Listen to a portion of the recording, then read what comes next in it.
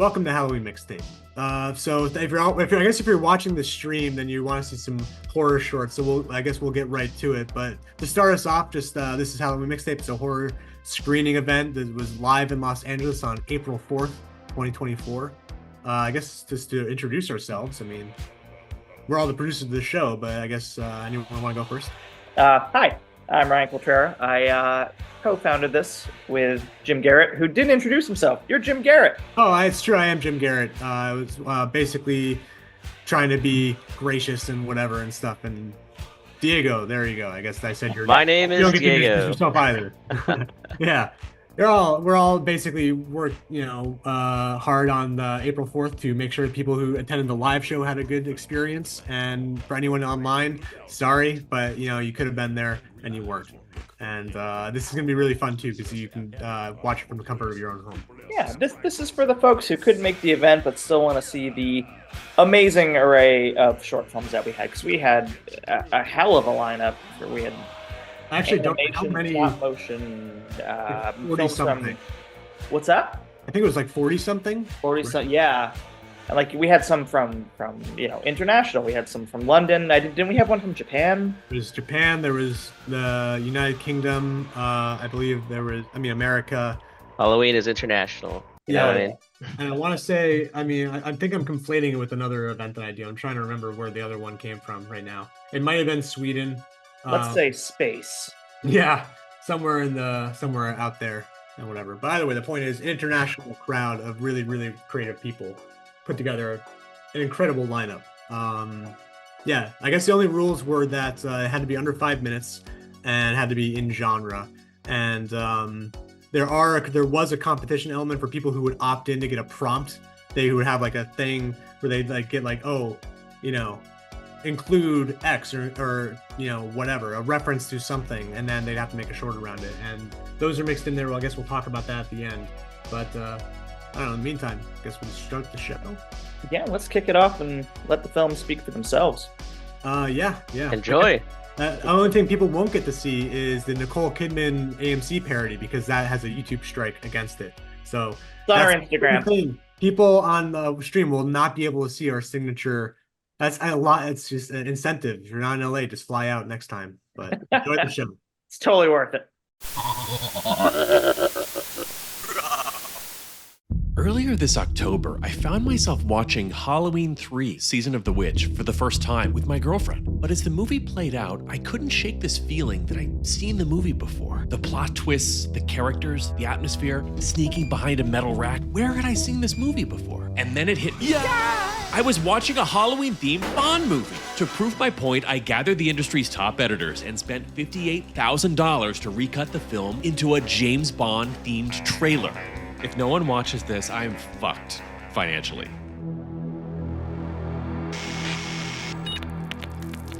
When children are the target. Halloween, the festival of Samhain. And the threat is real. The last great one took place 3,000 years ago, and the hills ran red with the blood of animals and children. Sacrifices. You can depend on one man. 3, 2, 1.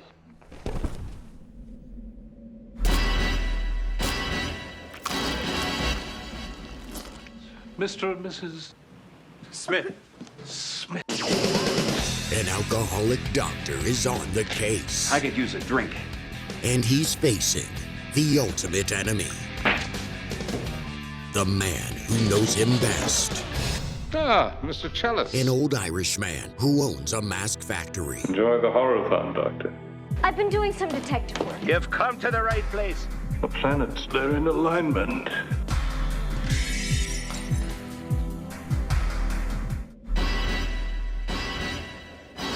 They're going to kill us. All right, I'll be right in. Where's the girl? Hi. Hello. How old are you? I'm older than I look. Roll it.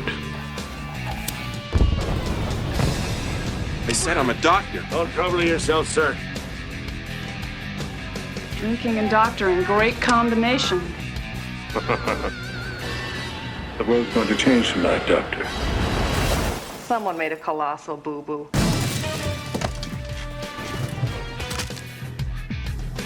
I think it's time for the Marines. What's the matter? Don't you have any Halloween spirit? No. I'm scared. I think we should leave. It's a malfunction. Where do you want to sleep, Dr. Chalice? It's a dumb question, Miss Grimbridge. In 1982, Happy Halloween. Universal Pictures brings you They're gonna kill us all.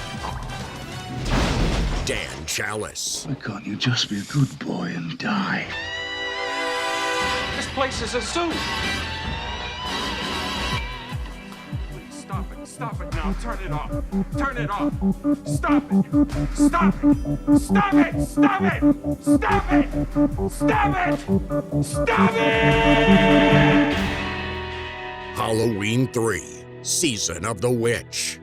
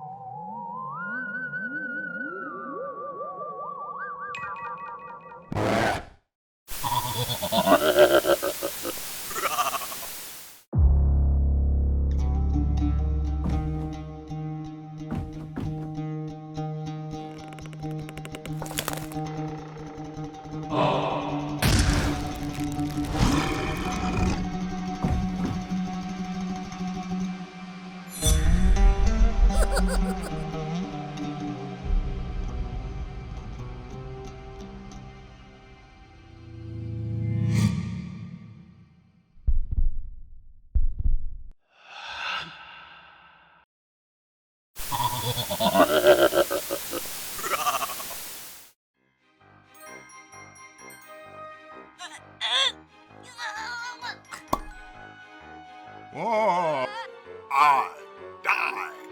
You die. We all die. Happy Halloween! I guess.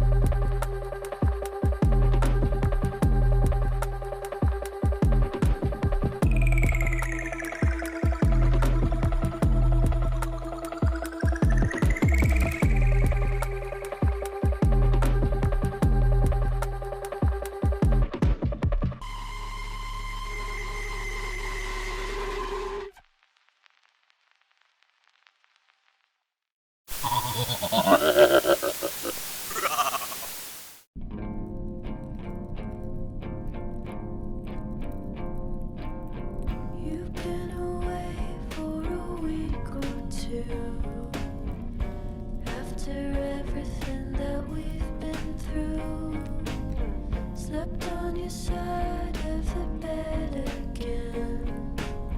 Talk to the moon just to have a friend. You kinda miss me when I feel insane. Save a smile for another day.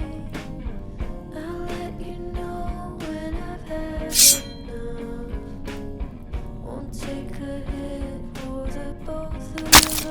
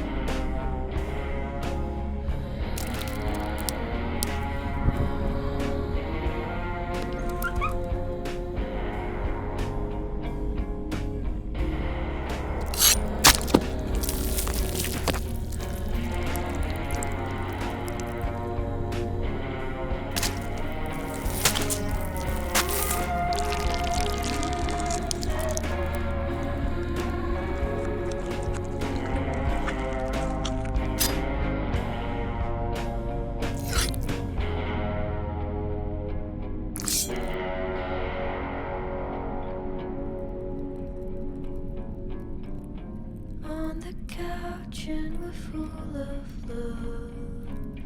You're coming down and I'm staring off. The window's open and I see it too. A second chance when I think of you.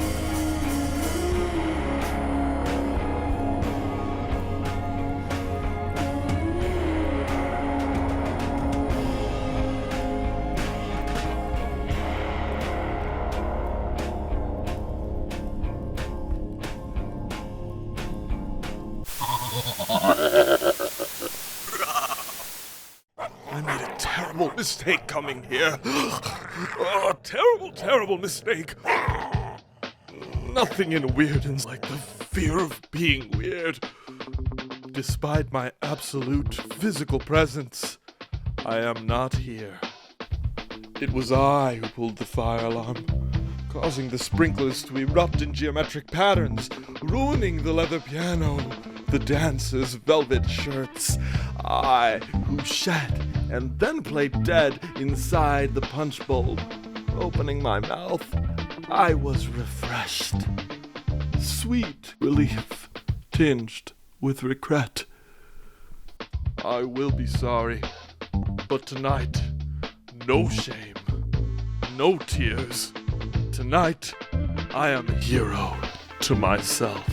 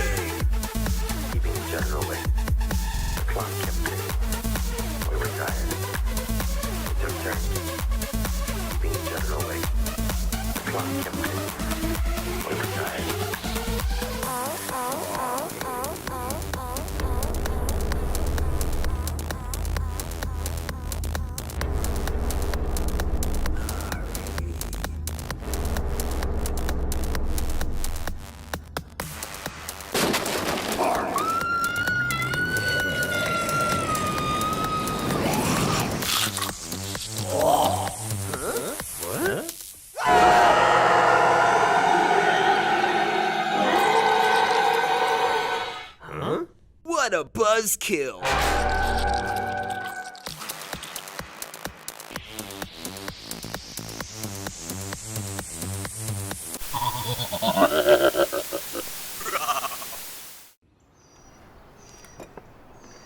You know, I was being facetious earlier, but I sincerely believe there's not a single thing you and I agree on. Come on, Gary, you're being dramatic. Sure we can think of something. Okay. Do you like Hitler? Do you think he was beautiful? Okay, all right. No, I'm serious. You want to kiss his beautiful little Nazi butthole? Do you, Harry? Let's not bring Nazis into this. We're all trying to have a good time, right? Yeah. Here comes the first peach. Oh, get it on! Get it on! Run back to me! All right! We both love our Draculas, right? We want to be happy and healthy. Buddy, scientists don't even know what Draculas are. Are they dead? Are they bats? Ours are in the sun right now, which should make them shrivel up and die, so explain that one to me, Einstein. No, I'm not entirely sure what your problem is with me. Hey, nobody has a problem with anyone.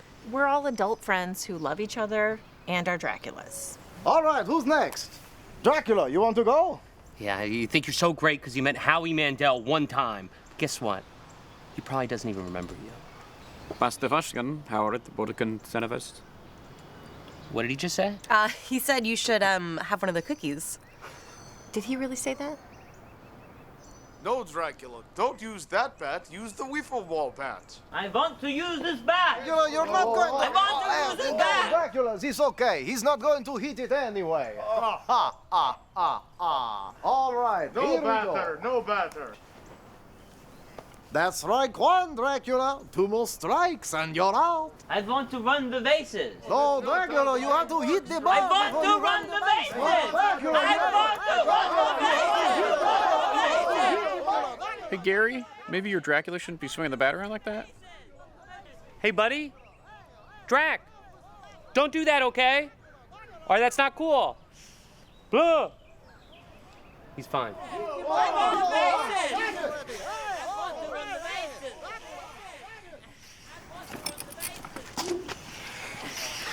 Dracula, hey! Hey! Dracula, hey, put down the bat right now! Hey, Dracula, put down the bat. Listen to me. Listen to me. When adults are talking, you listen to what they're saying. Why are you swinging the bat at Dracula like that, huh?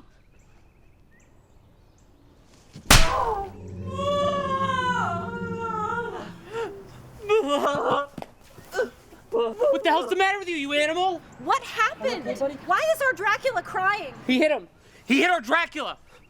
Oh, no, hey, no, You sick easy. bastard! Come on, calm down. Hey, easy. What have you done? What have you done? You hit my Dracula? Your Dracula's out of control. You didn't see him swinging the bat at our Dracula like that? Come on, not in front of the Draculas, okay? Come on, just breathe, okay? Just cool out. You better walk away. Hey, Gary, I am so sorry. Does he hit you too? You want to talk to my wife? You want to talk to my wife? You want to talk to my wife? Hey, take a walk.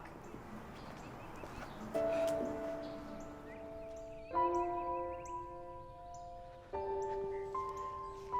on, let's go. You okay, buddy?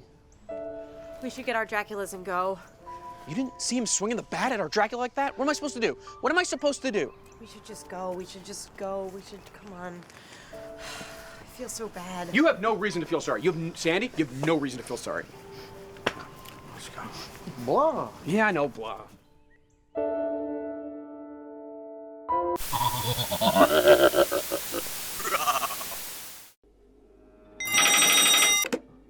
Hello? You've got to get me out! Dracula? Dracula, where the hell are you? You've been gone for hours. Mommy, please do not worry. I am simply in prison. I explain. It's 6 p.m. as usual. I cling to Shadow Valley. Don't say look for prey. I'm looking for prey. In line of sight, I see Plump Boy. You could just tell the blood on this one was... So I go to Boy. I go in for kill. When he look back at me and he yell, "Pedophile! Pedophile!"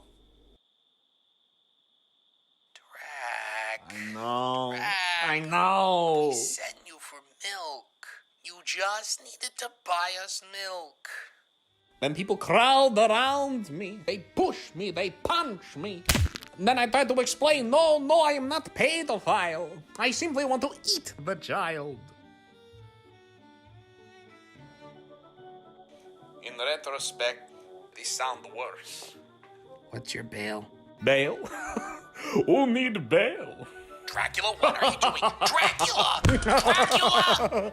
Fool! None shall ever contain the power of Dracula! Nothing can hurt me! Oh! Why? You shoot Dracula! Bullet should not hurt Dracula!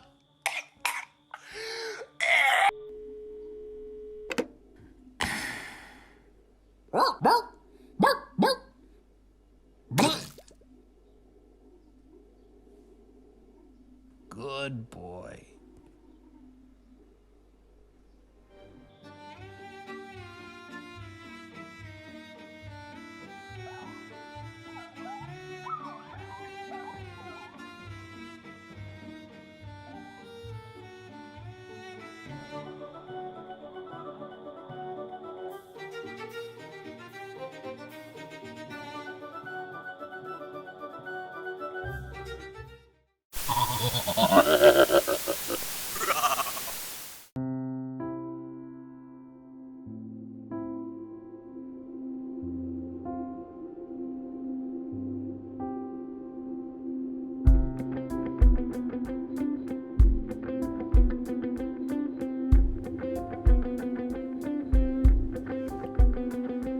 It used to be so easy. I'd bring one to my castle, take a sip from their neck. Easy peasy, no hassle. But now it's quite a challenge to pop out for a pint. Beautiful people that no one will miss are very hard to find. I mean, like, just a quick thought, but do they have to be beautiful? Couldn't you lower your standards a bit or something? Come on, guy. I'm Dracula, not some common werewolf. Using all my cunning, I came up with a plan. I'd start my own blood donor clinic. Property tax in Dublin is how much? I'd run it from a van. Dracuvan. Dracuvan. Dracuvan. For those who gotta give. Dracuvan. Be it nega or positive. Business was a booming. Humans left unkilled. I had no need to feed no more. My quota's more than filled. And now I spend my days rocking out all night. If you're ever passing by, drop in for a bite.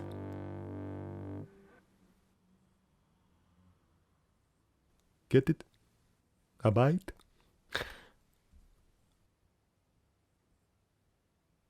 It's a pun. Because I'm a vampire. Oh, Jesus Christ. A bite like grab some food, but also a bite because I might bite you. Oh my God, I get it.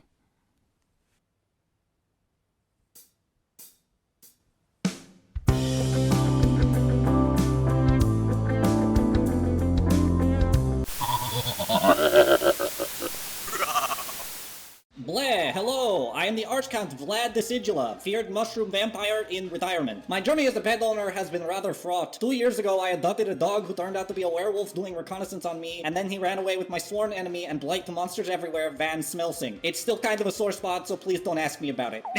All of this is to say, I've been hesitant about adopting again until I heard about an event down at the Toxic Bog. It was there that I met my new best friend Snuggles, and the rest, as they say, is history. Or they would say that, except Snuggles hasn't exactly been adjusting to the castle smoothly. There was a noticeable shift in demeanor since arriving home. Maybe these are normal things. I am first-time feline father, as it were. But I'll admit, these behaviors have given me a run for money. For starters, he's very blighty, which is kind of my thing, and I don't appreciate Snuggles blowing up my spot. He scratches very sophisticated demonic runes in castle walls. They glow and then they ooze, which makes hideous mess. Speaking of mess, he pisses indiscriminately, pretty much everywhere but litter box. Piss for Snuggles is also ooze-based, maybe a sort of plasma. I am new to cats. He confers with evil spirits. Horn trimming is like pulling teeth. He hogs the bed. His hairballs are alive. He breathes fire, and he has a general disdain for every living or undead thing in his vicinity, especially me. I want to make it work, I really do, but I know when to admit I'm out of my depth, which is why I've made this ritual self-tape for you. Portabellio Savan, renowned beast trainer of the realms and host of popular television show The Beast Whisperer, domesticating demons. I beseech you, come to my castle. Give me the lessons I need to become good cat owner. Help me establish a good relationship with my new son who hates me. Please, oh please. Hugs and kisses, Archcount Vlad the Sigilla. P.S. Big fan.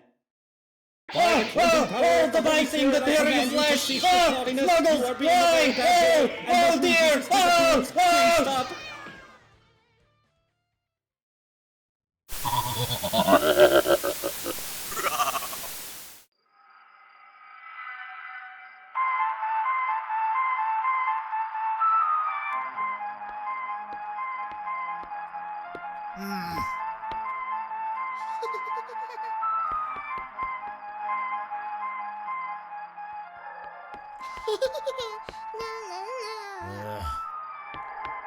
Boo! Boo!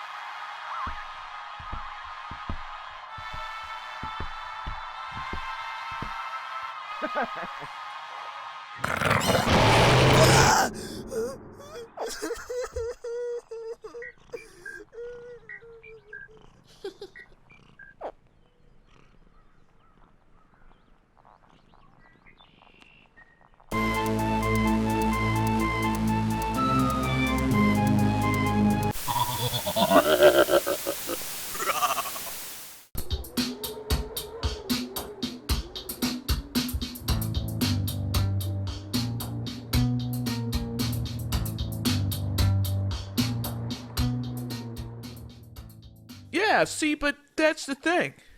Oh. Did you hear that?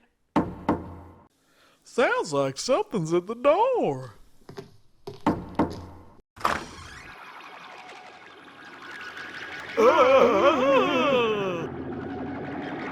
Ah, so there you guys are. Sorry it took me so long to grab the pizza.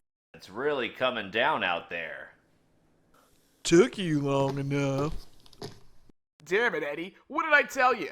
I told you to get the thick crust. What the hell is this crap? Why, it looks like it's the thin. You idiot. How are we supposed to feed 3 people on one stupid little thin crust pizza, huh? I swear, what kind of moron gets a thin crust?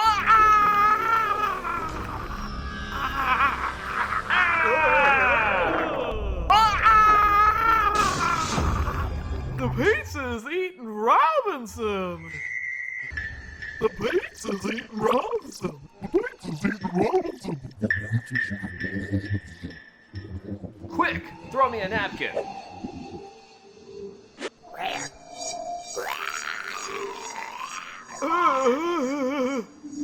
You want a pizza, me?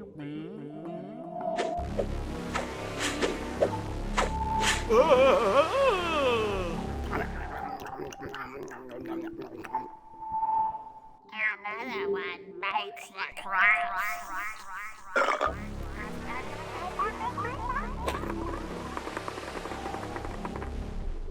Have a sliced day, you cheesy bastard.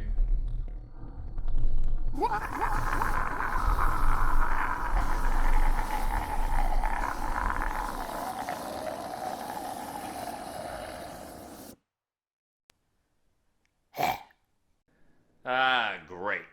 Now what am I gonna eat for lunch?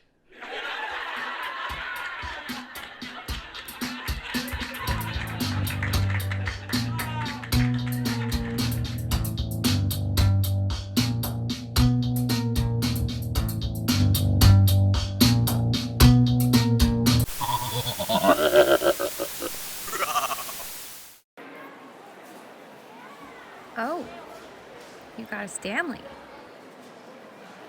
Yeah, it's great. Keeps your drink hot and cold. I don't see the hype. Well, they do come with, it's a little ghost of a man named Stanley.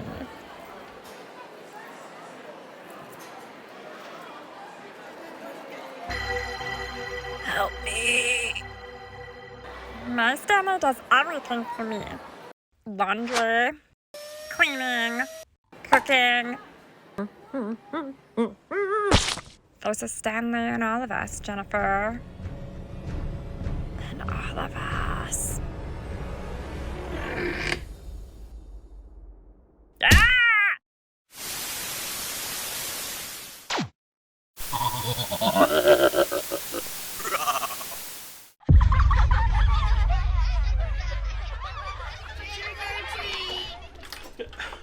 Well, happy Halloween. What do we got out here? Is here a robot, a Fortnite, another Fortnite?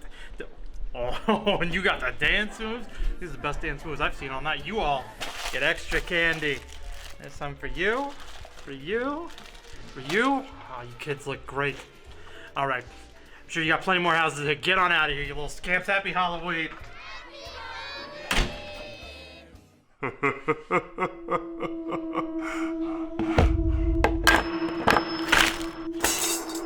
Who can take a razor, lethal as a dream, cover it in chocolate, make the little kitty scream? The razor man can. Oh, the razor man can. What the hell?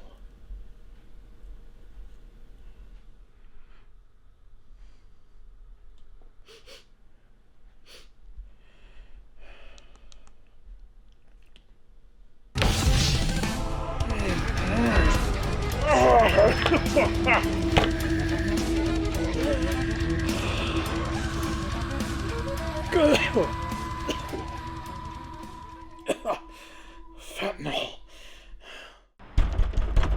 No candy here, now scram! Do I sound like a goddamn kid, Frank? Open up. This your bullshit?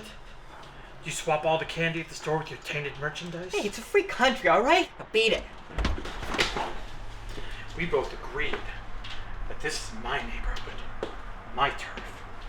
How am I supposed to mutilate little kids if your poison takes them out first? Yeah, well, your razors keep mutilating my customers. I'm the one who's trying to run a legitimate business here. Whoa, hey, easy with the goodies there. That's primo stuff. Hey, Ricky, let's talk this out like men here, okay? It's too late to calm down. I've got a gram of this shit in my veins, and now I'm gonna kill you. Okay.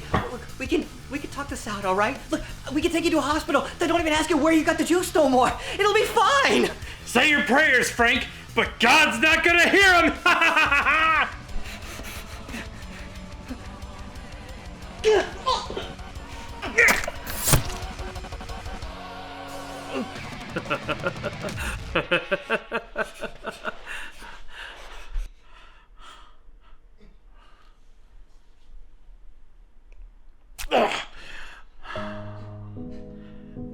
Got you good.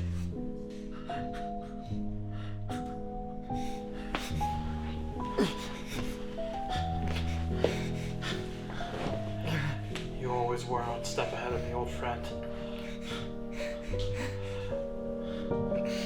It's getting real dark, Ricky.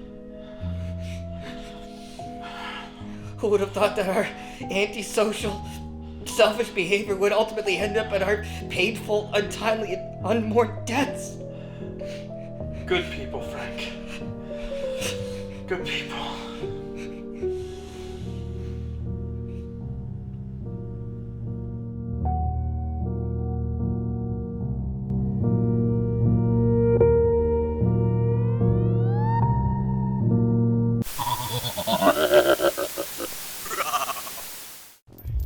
Where are we? Who did this to us? It had to be Katrina. I pooped in a condom and burned it in her locker. It had to be Dick. I gave him eye herpes from wrestling.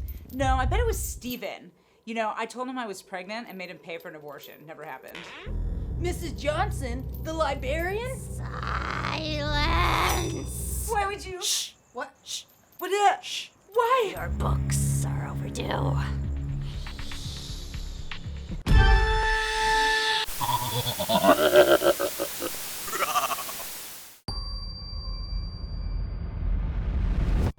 I want to get video of this. It's a big deal. Opening this up. Okay. Yeah. Let's open it. All right. Oh my God. Look at me. Oh my God. Look. Oh wow. Oh my God. Beach trip. That has Remember the that Baja beach Men trip? on it. Yes. Yes. Let the dogs out. Oh my God. Babies. No. We, the 4 OGs, have created this time capsule to remember our time at the school and our unshakable bond. Oh God. 4. Yeah. What a gut punch, right? Yes, sir. A lot. We vow to stay BFF 4L no matter what. You know, it feels like this was all just yesterday. You know. I mean, tell that to my lower back. And my credit card debt. And my multiple bills. We got it. Okay. And with this incantation, we seal this box of memories to be remembered and cherished. Lila's, Annie, Amanda, Chloe, and Heather G. Oh, it's so nice to go through all these photos. Oh my God. Heather, like me and Heather and that cake. Oh my God. Dorks. What? Oh God. Oh, you want to see dorks? You want to see Yeah. dorks? How about we read this incantation together? No. Out loud. Almost time. Ready? Okay, ready? Where are you? And I'm so sorry. I cannot sleep. I cannot dream tonight. Miss you. Miss you. Embarrassed. All right, what other goofy crap? What? Oh my God! Oh my God!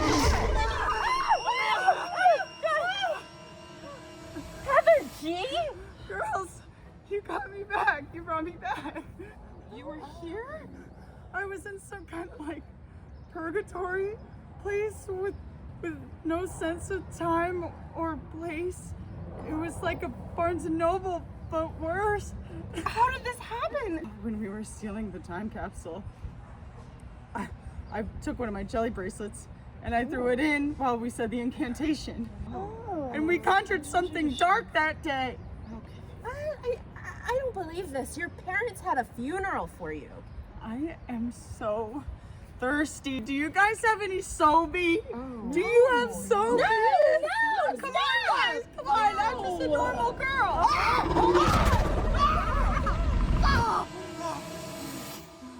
What was that?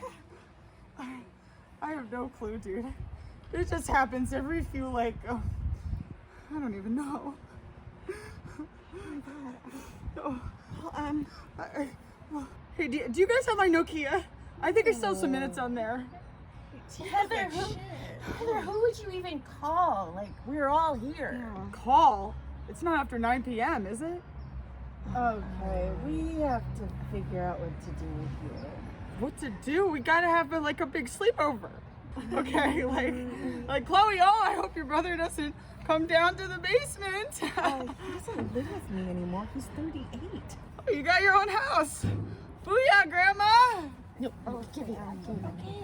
Okay, look. Thanks. You're still a teenager. Yeah. And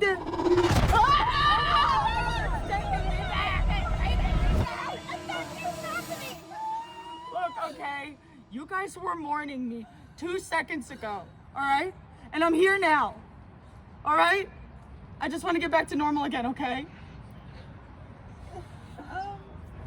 I think what we're all trying to say is that we just need a little bit of time to figure out how to get you to a place where you're a fully functioning adult. So we could take you out in public. No, put her back right now. Yeah, let's do it. No, you swore! BFF4L! You swore! I swear You're breaking your bond! I'm three. Where are you? And I'm so sorry. I cannot sleep. I cannot dream tonight. Miss you. No! Please, your escapes! Yeah, well, that was unexpected. Should we go back and get some more Chardonnay? Oh, yes! Chardonnay Party! party! All right. Okay, turn the shit off. Here we go. Okay. Wow. Say please. All right. Okay.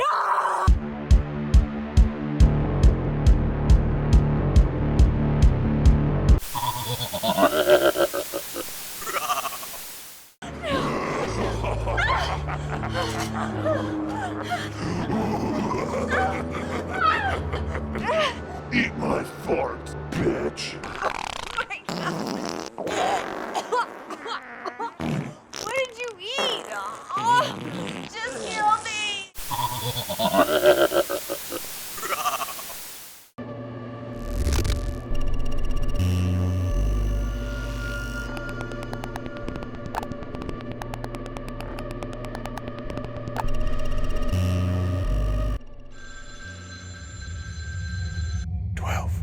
Days of Christmas.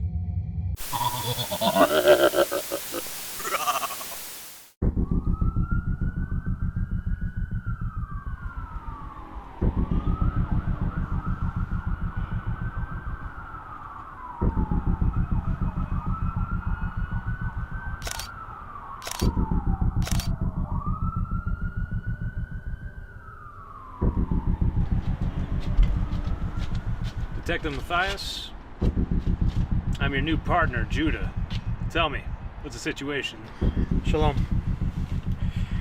Same as all the others, I'm afraid. Oy vey, that sick bastard. Media's been calling him the 8 Crazy Nights killer. He left this at the first crime scene. He's left us 2 bodies so far, which means there's 6 more to come. One for every candle on the menorah, the sick schmuck. We need to stop him before he finishes his insidious lighting. Police, come out!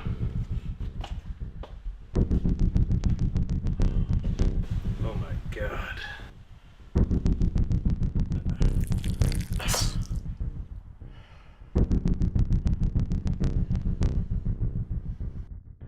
The 8 Crazy Nights killer has claimed a third victim, and police have yet to find any new leads.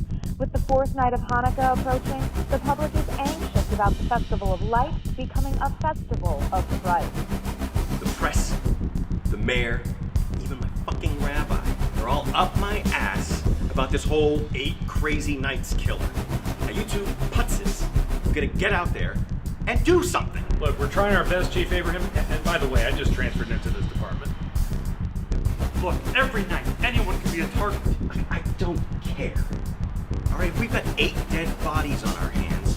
You two, completely Shonda in this department.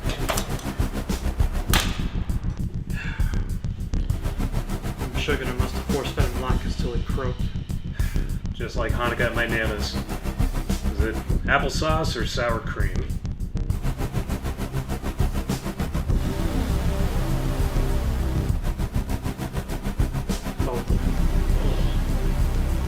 Some kind of sick, twisted monster. Another dead schmuck with a missing finger. Lab boys said they found a pound of gelt where his heart used to be, and his head smashed in with a hammer. Guess he rode a Gemmel. And our killer thinks he's some kind of psycho Maccabee. If we don't stop him, this is gonna ruin Hanukkah in this city forever. Dreidel, dreidel, dreidel, I made you out of clay. And when you're dry and ready, come here, you son of a bitch. Freeze! Oh my God.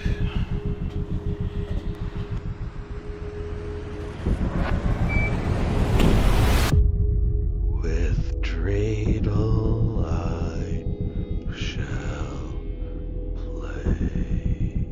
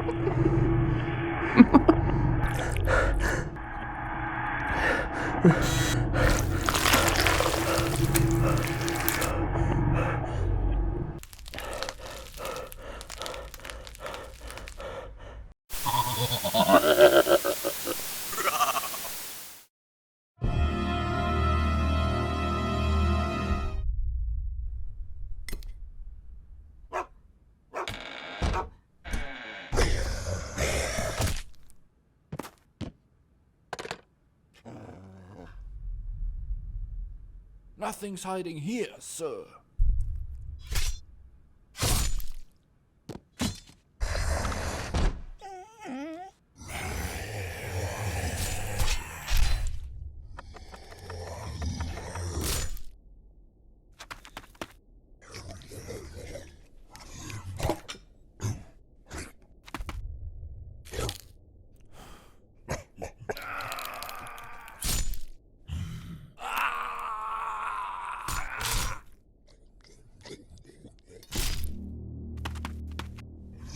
You're so lonely, it's tasty.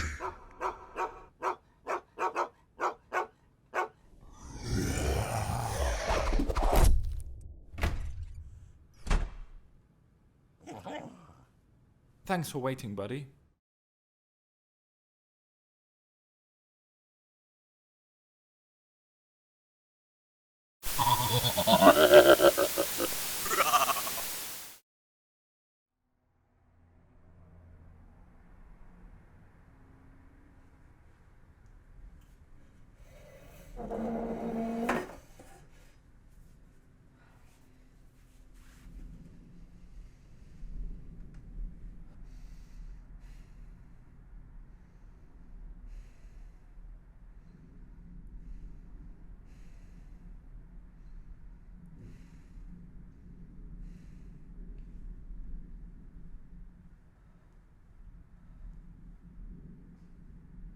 this fucking thing.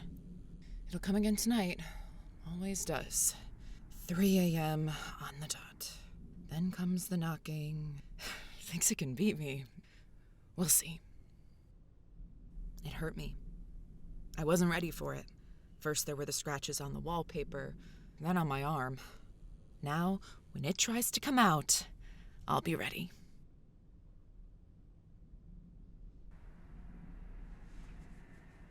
Look it in the eye and say the words, the medium told me.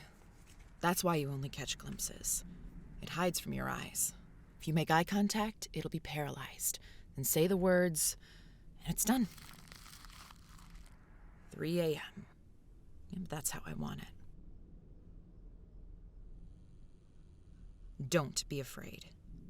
And don't believe your eyes. Unless you're looking straight at it, what you see may be a trick.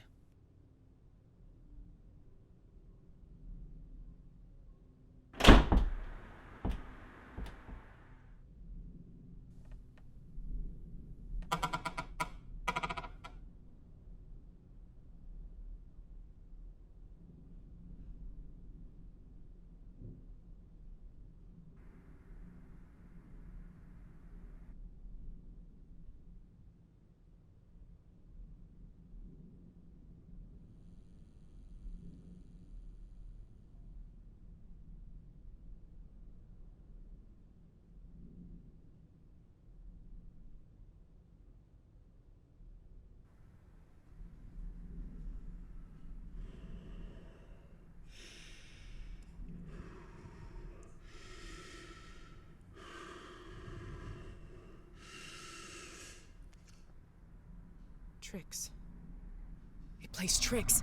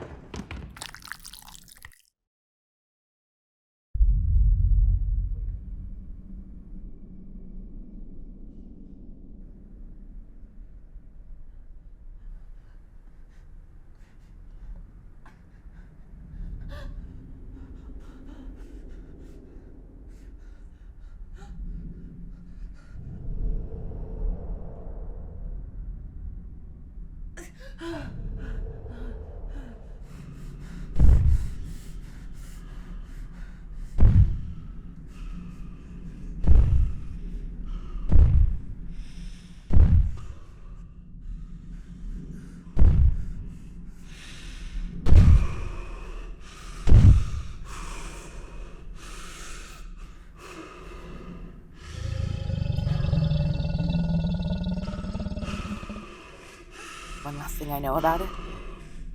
It can read minds. Did you get all that? In fortis sum, infirmus es, persevero, morieris.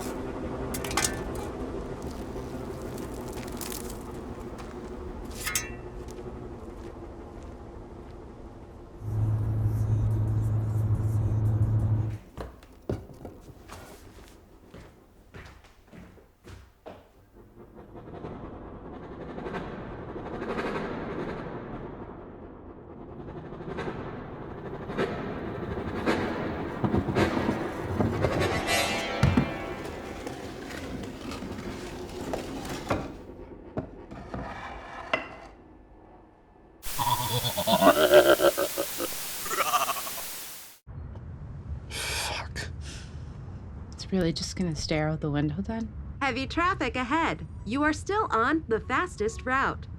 It was a long flight. 2 weeks away, you call once. Hi, how are you? I'm okay. How are you? Okay. Good night. I told you we were working. Oh, yeah, I'm sure you and Allison were Oh, doing a God, lot Gwen, of work. come on. I said I would wait up. I don't know. I just miss you, I guess. Look, tomorrow's Saturday. Let's just get out and go for a hike. I don't know. It's Friday. What? Tomorrow's Friday. I get to sit in this shit all over again. Tomorrow's Saturday. Time change, Lair. Australia's 20 hours ahead. Don't worry. You'll have the whole day to yourself. Maybe you can call Allison. You know, you said we were gonna work on stuff. Fuck. What? Nothing. Never mind, nothing. Something you want to tell me? Hazard reported ahead. 25-minute delay. You are still on the fastest route. Look, could you just pass this guy? It just said there's an accident. God, you're so impatient. I gotta get home. Don't change the subject. I'm not feeling well. Yeah, because I want to talk about us. Now is not the time, honey, okay? Just exit Sepulveda. What? It's never the time. Why not now? I mean, Would what you else just are we take doing? Sepulveda? This hour Sepulveda is gonna be worse. Well? Yeah, it's worse. Don't be such a baby, okay? Just talk to me. What the hell? Child loss. Because you're a goddamn child. You'd really rather run out into traffic than talk to me? Don't be so melodramatic. Oh my God, you always do this. I mean, I need to know, like, what our future is, what it's looking like. I'm sick of being your maid and your chauffeur and your chef and all while you do whatever you want. And I want us to be partners, okay?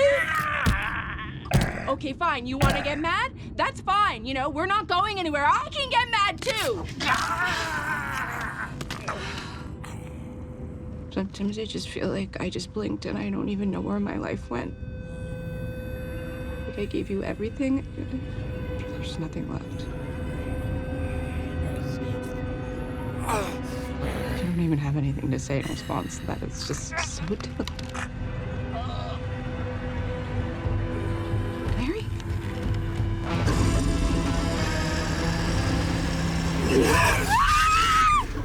New hazard reported ahead. You are still on the fastest route.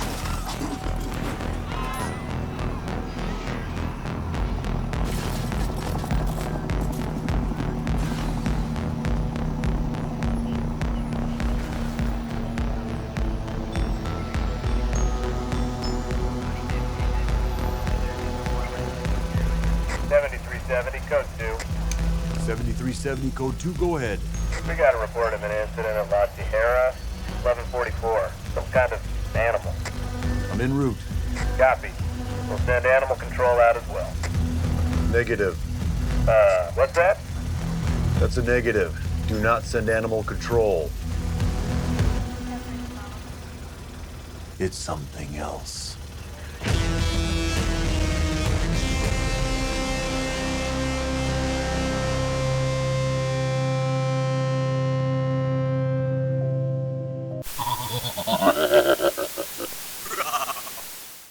Hey, Matt.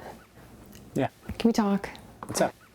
Well, I feel silly for bringing this up, but we've been dating for a while, and I just feel like we're not really communicating. We're two ships in the night. I feel like when I talk to you, I talk at you. You know, you're in a serious, committed relationship. Like, I need a little bit more, you know, maturity from you. Hello, are you listening? Yeah, no, I'm listening. Grating cheese. You never seen a cheese grater before? Probably not, because you never participate in the kitchen. Can I do that? No, I don't need your help right now. I need you to focus. I need you to look at me.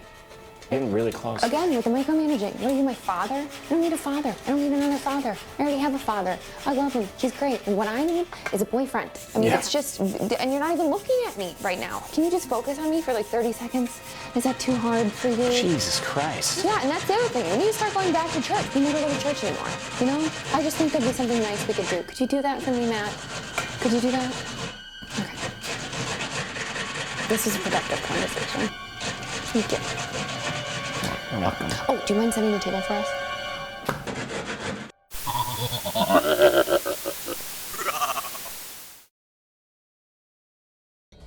I don't know. You seem pretty perfect to me. No, I'm far from perfect. No. There are my nightmares. Your nightmares. What does that mean? Are you familiar with parasomnia? No.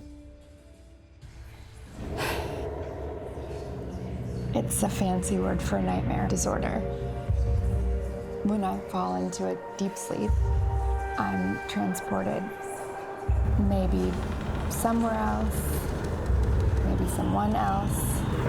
Maybe I'm lying in my bed, looking through my eyelids, as they say. I'm always in a power struggle with some thing.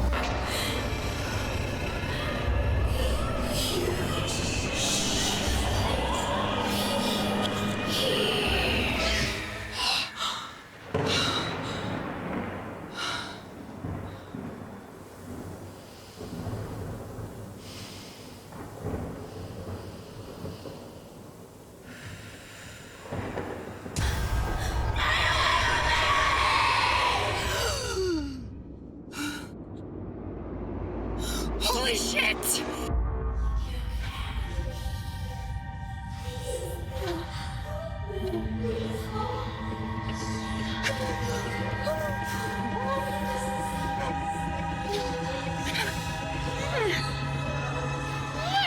Let me out!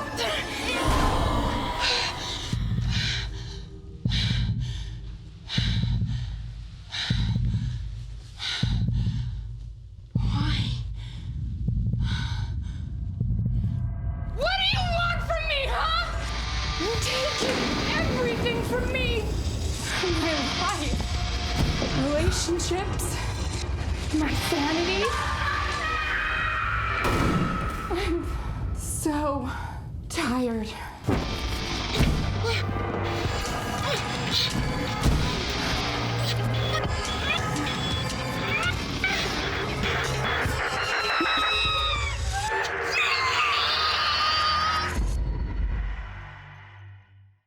Jesus, that was scary. That happens often? Every fucking night.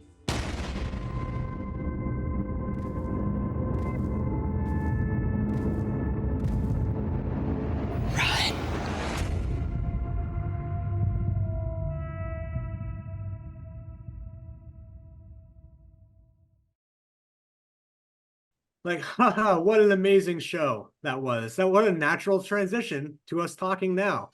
Yeah, this isn't canned at all. I don't think you could get more seamless than that. Honestly. Yeah. Beautiful, even. So as we were saying, that was just what a dynamic lineup that was. Boy, I'll tell you. What an array of shorts. Well done, everybody. Yeah. It's only halfway to Halloween, but I'm fully scared right now. Yeah. Honestly, it was, are we? I will say this was the first half did have some really good. I mean, there were some great horror elements. It definitely was very comedic compared to the second half. Relatively speaking, I mean, there was always like going to be way more horror comedy than straight up horror. But I thought this was a really funny and creative half of the show, like, or like 2/3 of the show technically, or whatever, whatever the math is. A lot of pumpkin and a lot of vampire love in this half. Huge. I guess let's just go right through. I mean, so there should be a screen share up here with the digital program, which is available on our Instagram on the link tree. So if you want to look at this, I don't think YouTube won't let us post it in the link for some stupid reason. I think I have to share my ID with them or something like that. Either way, it's available on the Instagram if you want to see this PDF here or whatever. But yeah, the Halloween 3 trailer as Goldeneye, that was just like just a stroke of like a lightning bolt idea. I feel like that, like, how does that even happen? But and yeah, it's one of those things that, like, it's one of those ideas that must have come up like, oh, wouldn't that be silly? Well, maybe I should. I feel like that's the kind of with making these events is doing that type of thing where it's like, if no one else makes it, I just have to make this idea, and then the fact that other people can see just the glimpse into your insanity. And it works, It is a convincing Halloween James Bond. As soon as it introduced itself, I was like, oh right, yeah, because he goes to the lair and fights all the fucking people and stuff. And we got to start our festival off by quick glimpses of Tom Atkins' butt for everybody. Yeah. Some. You're welcome. So I got asked a content warning before the show, and I did have to mention the brief male nudity in the context of Halloween. Yeah. But We'll see if YouTube flags that. Yeah. But all right. So next up, we have Halloween Visitation, which was that was the alien one with the. I mean, God, like first of many incredible stop motions. Looking through that frame by frame, you can like really. I mean, there's so much to take in just throughout the whole fucking thing. My God, just technically speaking, just really, and it's also really cute. And the sound design is incredible, but just like the technical stop motion, next level. Yeah, stop motion in general is just such a. I love stop motion. Enormous amount of time. Takes an enormous amount of time to create. So. I mean, honestly, just the sound fantastic. design of that short alone feels like it would take a really long time for how crisp and complicated it was. So, the adding stop motion on top of that, especially with being as ambitious and clean as it was, it's insane. But incredibly well executed. Yeah, and actually, just the next one too is there's a whole slew of jack-o'-lantern ones. So jack-o'-lantern, as there should be. It's Halloween Mixtape. This one came from Japan. This was the this one. Oh, really? Is just boy, what an incredible shout out to Animation Wildcard for I think how they got connected to us in the first place. But yeah, jack-o'-lantern, boy, they knocked it out of the park. That's another one where I watched it. I know in my brain. I mean, that could be on Blender. Is that even stop motion? That could be 3D. With like, you know what I mean? Like the fucking shading of like the pumpkin guts like falling apart as the skeleton. I feel like I see shit where it's people using Unreal or Blender, and it looks like fucking Bank and Ras stop motion. You know? No, it's a department I'm not too familiar with, so I'm just standing here from the silence going, "Wow, that looks great." I don't know how you did it. Well, exactly. It's so it's crazy. Anyway, I can go on. I guess I die, you die, we all die. Another stop motion. This one, I mean, boy, it's just I feel like just mixed. I like how a lot of these are mixed media. Like this one uses Legos with the clay and paper stuff. It's just as they pop off their head and whatever. I mean, all these shorts really just show the versatility of the format. Yeah, you can just the genre stop too. motion, but until you view these all in a row, it really just shows all the different things you can do. It's like, oh, a bunch of stop motion is again, and it's such a spectrum of like what it like looks like. It's, I mean, this next one, Party of the Pumpkin People, that was like the music video there with them. Like, I feel like that there are abstract. The jack-o'-lantern one was abstract too, but this was like such a different type of abstract that it's fun to like not only seeing the contrast in the style with the same use of the same medium, but then like just sort of how they use the same sort of even more specific, like the abstract, whatever, and it's just wild. And I believe this one also used like some shadow puppets too. Fucking nuts, man. Sorry, I probably have been swearing this whole time. I am. Oh, I mean, whatever. Yeah, there are swears in our shorts. You're fine. This is at least a minimum of a PG-13 screening. I feel like there's way too much blood and profanity for it to actually be PG-13. Yeah. But I feel like in terms of a lot of these, the spirit of them, it's a pretty light show in a good way. Definitely. Actually, that's a good transition because Carve was non-comedic. The next one here was that was like the one where fucking bring back the dead spouse with the stabbing. Through the process of carving the pumpkin. Yeah. And that one was just pure vibes. Like, well done to Sean and Lee and Wiz making a little doggy appearance there. Like, that's just pure Halloween vibes at work there. Felt like something that would have been made, and it had a very like 80s feel to it. Yeah, the candles too. Just the staging of it was pretty cool. By the way, as a sidebar, if we run out of Zoom time, we can use the same link probably. So, cool. So in case we cut out or something, then we'll just kind of start with wherever the next thing is. Yeah, that's fine. A Terrible Mistake. I guess that's the first 2D animation. First fully 2D animation, anyway. Because there's different mixed media elements in some of the earlier ones, but I mean, we're talking about stop motion. I do really love 2D. I mean, I feel like it's when you think about animation, for most people, that's kind of the quintessential thing that people are thinking of. Probably, maybe not anymore for like the little kids are who grew up with like the pros and whatever. But people who grew up with like fucking Snow White and shit, and Gundam Wing or wherever you want to go with it. I feel like I really appreciate. I think they did a really good job with just the flexibility with the TV format, just making the character models, and man, Absolutely. I like it a lot. Little representation for the old school formatting. Yeah. And appropriately enough, Party Ghost, the next one there, that's another mixed media. That was live action. That was stop motion with like just and then also the computer generated imagery with her when she's possessed and throws up at the end. Yeah. The face and whatever. But then little CG blood puke. It's so that's it's kind of actually, I think it just naturally went there because she's carving a pumpkin, and then it's like there's whenever we were doing the flow, it's like the end of the pumpkin block of things and sort of the Dracula block of things. But it works really well to close out in terms of the way that it does mix the formats between live action and animation, and different disciplines of animation too. And it's cute, it's funny, it's super well done. That's a good, I guess, transition. NBC miniseries The Slap remake. And here come the Draculas. Man. Oh yeah. First of all, that's another stroke of like just like the lightning bolt, just kind of like people coming up with that. It's a level of like kind of, I feel like for me seeing that, it's like a creative like I wish I could just like have my brain could think like that and whatever. Well done. I was delighted by that one. Like, what a very specific reference that they sent off in a bizarre way that like it works. I feel like just by having it be so out of pocket and bizarre, it almost is highlighting how stupid the concept of that show is in the first place. You know what I mean? Like, there's still having the multi viewpoints of the slap, but just like, you can make a show out of anything. I guess it's like, like a mini series or something, right? But just like replace one element so you see how like melodramatic and just stupid. Oh my god. Yeah. And the Dracula in the thumbnail there, like when we did the watch through, I was like, I think that's a friend of mine, but I'm not 100% confident. So I had to send a weird text being like, "Were you ever a baseball Dracula?" Like, thank God it actually was him, because what a weird message that would be if it wasn't. Small world. Small world. Yeah, he had no idea it was on our festival, but he was delighted.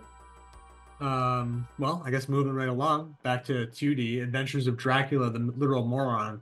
So there's a deep well of Dracula material out there. Like there's I guess this is the first like of the, Dracula block is what we're calling it, I think. Yeah. This is the first one where Dracula, because in the other one they're like, oh, why are Draculas out in the daytime and stuff? This is the Dracula being Dracula, just like start being the worst Dracula where he can't do anything. I dug it. I thought it was funny and it was cute, and but cute in an edgy way, because he gets like I guess if we're watching this, they've already seen it, so I can't spoil it. Yeah. Yeah, you're safe. Whatever. It's the short speaks for itself. So, I would just wax poetic about how good it was, but yeah, awesome, well done. And hey, Dracuvan, I this is another one I don't. Is this paper like stop motion? Yeah, it looks like it was done with like stop motion papercraft. I wouldn't be surprised if this was done in like Unreal or Blender or whatever, just to look like papercraft, because it's pretty. At the same time, it could also be really, really amazing papercraft, and that's a testament to them. The fact that I genuinely have a hard time discerning. Yeah, fucking nailed it. Dracula, yeah, it was really fun, and also it was musical too, which is really, I feel like maintaining rhymes is one of the hardest things that people seem to have a issue doing, and they did it, so well done. Yeah, fantastic work. Yeah, Archcount Vlad Decidula, yeah, and his fiendish feline. I assume that's a mushroom pun. I think it's a mushroom pun, because he's a mushroom head thing. I thought this was hilarious. I thought that oh my god, just like I love, cat jokes always work, so the character design was fun, and kind of a mashup of the classic and taking it in kind of a new direction. You don't see a lot of mushroom vampires. The art direction, the creative direction, everything about it just really knocked it out of the park. So, and it was actually, it was nice having a transition of the pets to the next one. When No Monsters Allowed had the bunny, you know, it was the transition out of the Dracula block into the more general horror. Because this one kind of skirted the line of being like comedic versus like, you know, it's kind of Coraline comedy. You know what I mean? Where it's more like, you know, yeah, Kind of My Pet Monster yeah. type of thing. A little bit of like, give me a little bit of Twilight Zone movie kind of vibes there too, with the you know, like a young Joe Dante or something. Yeah, If you- definitely. Stop motion. Shared DNA. Speaking of homages to famous, I mean, people, The Thin. One of our competition films. One of the competition films. Both competition films went back to back here. The prompt for The Thin was make a John Carpenter reference, and I had no idea what they were going to do for that. I assumed it was going to be Michael Myers. A wide variety of John Carpenter movies. So. Oh yeah, Could have been anything. All in on the Carpenter. Only when that came in did I realize, like, wow, this really could have been anything. Like this really, like, I mean, the fucking Fog, Prince of Darkness, Mouth of Madness, James Woods Vampires, or John Carpenter's Vampires or whatever. Man, this was fucking awesome. This was really creative and hilarious. I've never seen any of the things actually incorporate the poster with the flashlight bit with like Al Parka. That's like, you know. Because the famous anecdote being the poster designer had no idea what the movie was going to be about and whatever, and no idea what the monster was going to. So he just like, okay, scary Arctic, whatever, you know. I mean, it's like the famous story of like, oh, the thing from the other world, which whatever. But then like, you know, it's obviously in no way reflects the creature design from John Carpenter's movie. Definitely. This iconic poster. So it was really, I appreciate the attention to detail. And I'm here for a good pun. Yeah. Yeah, the making the thin crust pizza the villain thing was a stroke of genius. You know, I didn't honestly make that connection until right now. I'm gonna be honest, me neither. I feel, wow. Yeah. Snap. We're all learning. It's cool seeing puppets. I feel like those puppets are super unique. Like the shoebox puppets or whatever. I don't know what they're made of. I was wondering that, like, yeah, what the materials are there. I'd be curious. A hand looks like some type of, like, I don't know, but they nailed it. They knocked it out of the park. I thought that was really. And then the next one, Stanley, is another. I love this one. I feel like this. I love. I mean, just the way that they integrate. Talk about again mixing the sort of like media. They had that 2D animation with sort of the stock image backgrounds, which gave it a different dimension and character. The other animation in the screening, and I feel like it was really funny. It was. I really. The other show I produce is a micro short show, so I feel like the fact this was a minute long, I really appreciate brevity and whatever. And I thought that they used their time really well, and yeah, they just knocked out of the park. I thought they had fun with a current trend, like way to kind of make something timely and relevant. Yeah, it makes it even more impressive that they turned it around that fast. And I gotta say, I really like the weird voice that they do for like like whatever. Yeah. Okay. I don't know what it is about that. I just think it's really funny. I like the little Stanley ghost. It was adorable. All right. Razor Man. All right. Razor Man. The Razor Man. That was funny. Which, you know, I love that this kind of takes a Halloween urban legend and kind of puts faces to it. The whole, like, people putting razors and fentanyl and candy. Like, I love that they kind of took a little side quest to show us the people who are behind those urban legends. I love how it reminds me of like John Wick, where like, okay, everyone's an assassin, and there's this whole undercurrent of society where like, yeah, of course these two murderers know each other, and Yeah. you know, like Our friends. yeah, like they're complaining about like, hey, you're selling stuff on my turf. It's like, no, you're killing on my. It's like the implications of the universe are pretty funny. Nah, it was Ricky Razors and Fentanyl Frank, great names. And speaking of kind of comedy in the genre there, so Vengeance Overdue by Screwdale. That was like, man, it's I mean, another one that like looked really great. I think that they like the lighting and the you know the shots and I love it when it looks like a real, it's, you know what I mean when I say real thing or whatever, but then it's like they're talking about like the stupid stuff where it's like the librarian and then the, you know, the librarian being, anyway, I could. And one of our return filmmakers too. Yeah. Not dirty.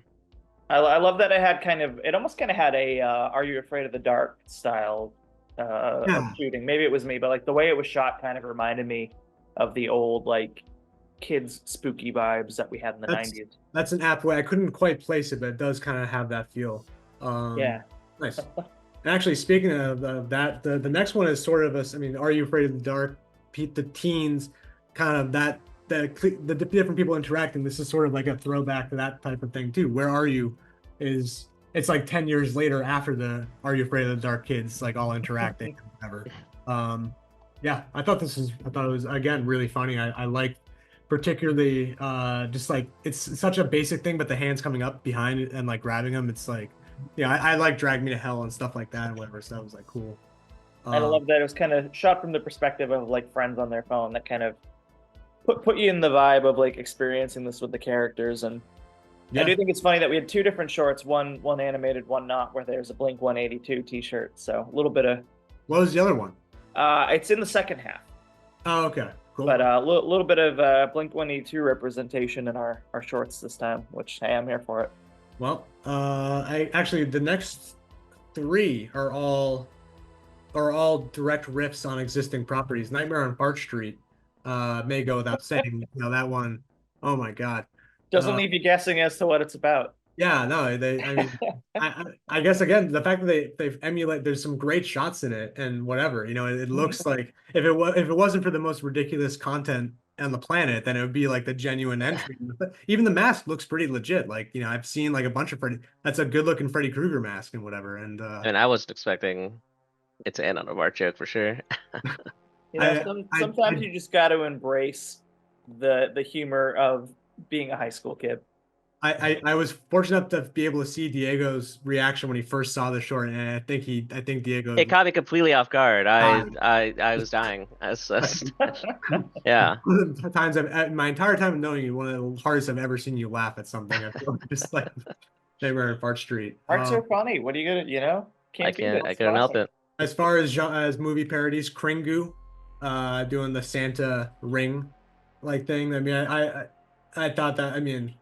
It's really funny. This and the next one they're both Christmas, or I'm sorry, they're both winter holiday parodies because the next one is Hanukkah or whatever. But yeah, I love the Kringu thing. I feel like that's like something that man, I would definitely have to we'll have to share every Christmas their story or whatever because that's just like the perfect.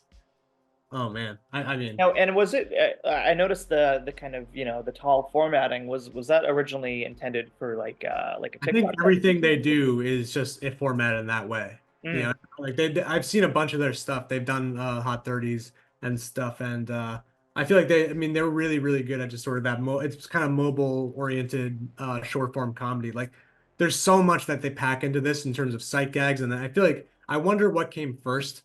Like I feel like it must have been like the phone call at the end where like 12 days of Christmas because that's a hilarious punchline and I feel like that would make sense.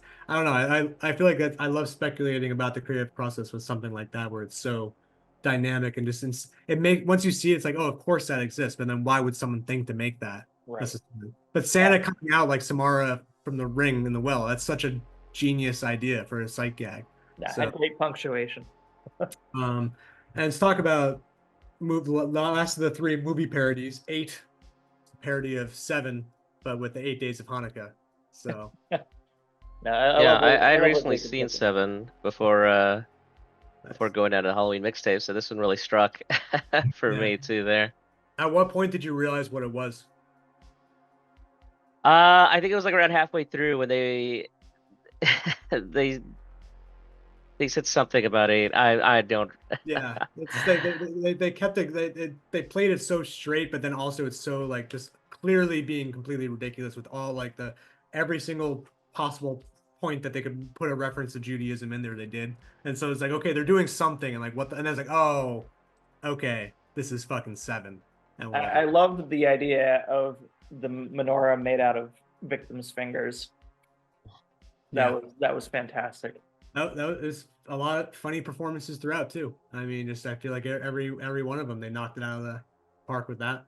I'll tell you, whoever edited that did a fantastic job emulating the visuals. Wink. Well, and speaking of emulating Shameless, visuals, I'm sorry. Back to animation with found footage. Casey Tran there. That was really cool. I feel like doing the handheld 2D animation. That's just like it's tough to do. I think that they pulled it off, and it's also genuinely super creepy and fucked up, which I Yeah. like. The cockroach head or whatever. It's crazy. No, it was genuinely freaky at points, and again, just kind of speaks to the, the variety we have and the capabilities of this genre to just cover so many different things. I would love to Or it can be done through anything. The fact that they pull their own face off and a cockroach comes out, I mean, that'd be impossible to do in real live action for like no budget, but they did it and it looks amazing. So it's like iconic imagery in that one with the eye being the fucking all fucked up.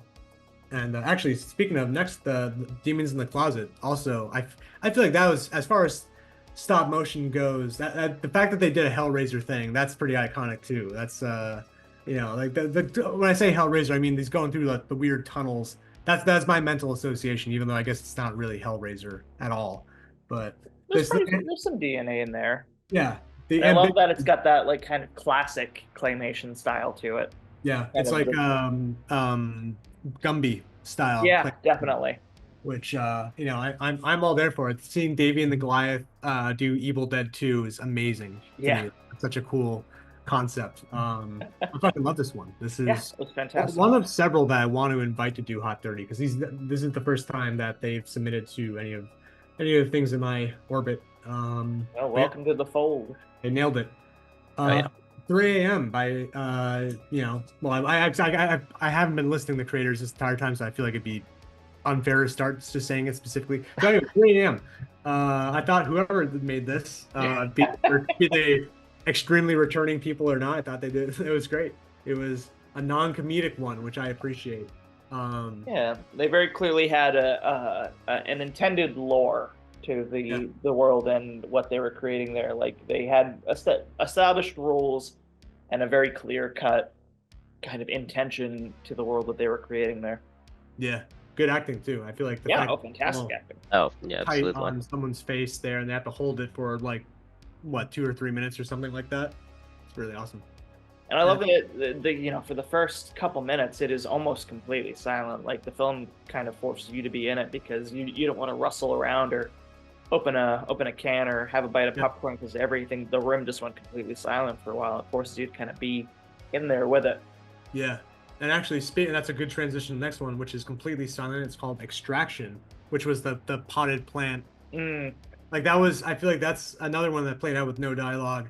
But it was, I mean, just first of all, it's gorgeous live action, and it starts out you like, is it like a Pet Cemetery thing? It's kind of, because it's like this dude transplanting a wild flower to his home, and then like the potted plants like having a fucking rivalry. It was just like this weird tense cool thing where you didn't know what was going to happen, and it did a lot with 1 minute. I feel like they talk about setting up like this world where the plants are it's like the day of the Triffids but not killing people. I don't know, I really like this one. I thought it was great. No, it was fantastic. All right, Freeway Werewolf. Fucking nuts. I mean, this what I loved about that one is it felt like they were teeing up an expanded world, especially with ending with the werewolf hunter cop. Yeah. And I love the elements of kind of the growing tension within the car and was it a stop motion werewolf that came out? I think it was a stop motion thing composited into like he had the little like werewolf that reminded me a lot of the monsters from the Scooby-Doo movie. Yeah.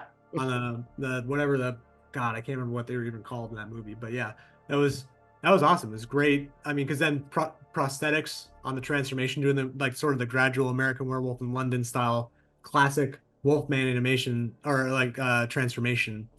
I mean, also it's just it's a cool concept. The fact that it's a jet-setting werewolf, he's all fucked up because of the time, and then it's like the classic setup, and then it's funny just like doing the relationship dynamic. It's just it's like besides the technical accomplishment, which I think it looked amazing in a variety of ways. I think it's just I like the showing the horror scenario with the mundane kind of like I mean and the fact that and then there's like you said there's a whole universe. There's this cop with the backstory there and whatever, and it's really well done. It feels very uses the relatable tension of being stuck in traffic, which all us in Los Angeles can relate to very hard. Yeah, and actually it's a good transition to in terms of relationship drama. I mean, really, like the extraction, freeway werewolf, and you're not listening are all kind of in their own way, a little block of relationship tension ones. With the two potted plants, the Pete couple with the werewolf in the car, and then also the cheese grater, and which, oh my god, such I love the squeamish kind of horror. I mean, I don't like torture porn horror, but I do like the kind of gross horror, like Evil Dead, kind of like the. I love an effective use. I mean, the most effective use of a cheese grater in horror since Evil Dead, I will say. Yeah, I think they did even more with this one than I mean, yeah. The cheese grater got tapped out very early in Evil Dead Rise, and I gotta say they worked. I know these people mainly from comedy, and I think that this was a funny thing, but I think they because it is comedy because it's so heightened. It's like a fan. This would never happen in a dramatic thing, so it's comedic. It's like, but it's also it is I think genuinely unnerving, which is a hard. I think gets under your skin. No pun intended, but like just because we can all relate to having how many of us have nicked our knuckles grating some cheese and stuff, so like we know just a little taste of the heightened situation they're presenting, so I think we all cringe a little at that one. And hey, talk about a transition to the last thing, that presenting a situation. This is a proof of concept for parasomnia. So this was like I thought a really fun way to end the block there with the it's just like, I mean, we started with a trailer, we ended with a trailer. I'm excited to see this whole movie or whatever. Absolutely. I mean, I want to see this world expanded, because like the concepts they presented in the short are definitely something that I would like to explore further. Like I love that they kind of gave you a taste. I love the way that they presented the supernatural elements of it. The way that those scenes were shot were very interesting. Like across the board, fantastic. It reminds me. I don't know if you guys have ever seen the movie Ink. It's like a super indie movie from like 10 years ago. It reminds me of that in a positive way. But check it out. Oh, it's super good. I have the DVD. But give them funding. Give them funding. Check them out. Check out all these things, and I guess let's just dive right back into the second block, the second and final block, a little bit shorter than the first. Yeah, let's dive into part 2, and let's all enjoy it right now, shall we? Let's do it.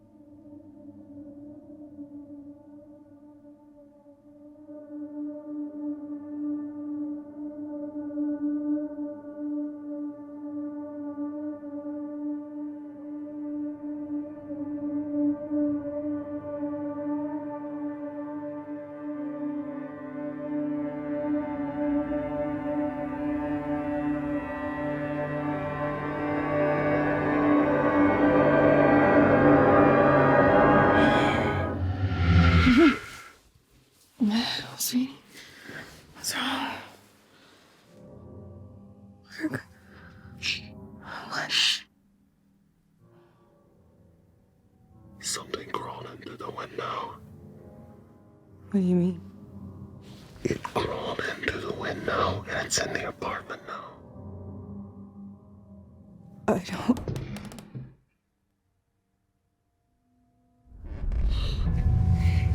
Who is it? Did you see his face? It was a person. Look at the animal. I don't know. It didn't move right. It didn't move the way a person should. It looked at me. Through me. The way he looked at me, it was like it didn't want me to be here anymore. It didn't want me to die, but didn't want me alive either. Its eyes. My God. They were wrong. They were teeth.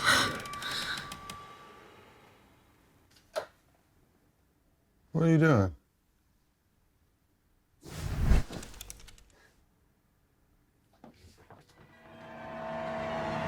Mark!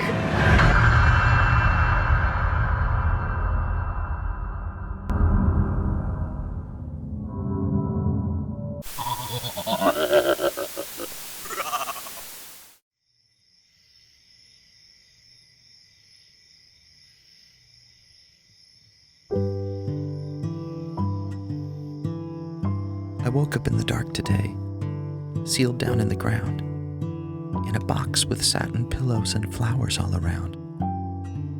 And there I lay for hours with just one thought in my head.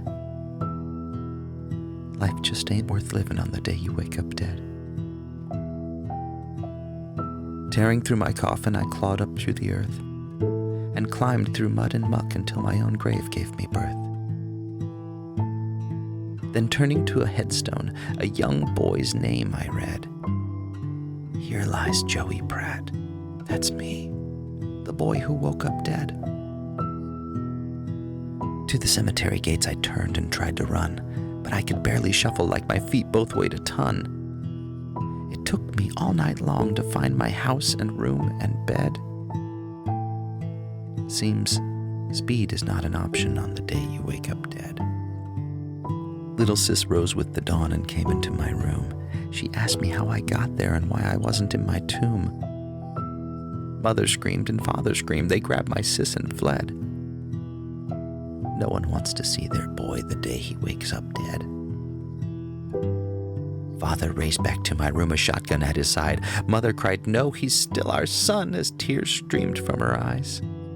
I tried to call their names, but grr and arg came out instead. Communication is quite tricky for a boy who wakes up dead.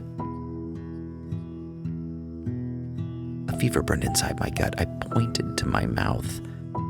Mother said, "He's hungry, that's what this is all about." She brought me eggs and sausages and buttered toasted bread. But brains are all you want to eat the day you wake up dead. Just then a cat leapt to my arms and purring nuzzled close. I opened wide and took a bite. And sister yelled, "That's gross." Father cried, "I've got it," as upon the cat I fed. Meals can be quite messy for a boy who woke up dead. Now, pet shops in 3 counties are all running out of rats, and our neighborhood is seemingly devoid of stray cats.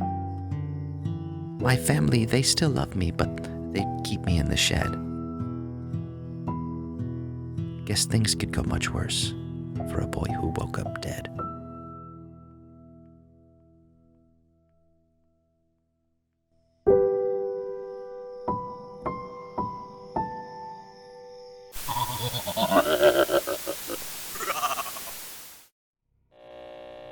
They lied. All of them.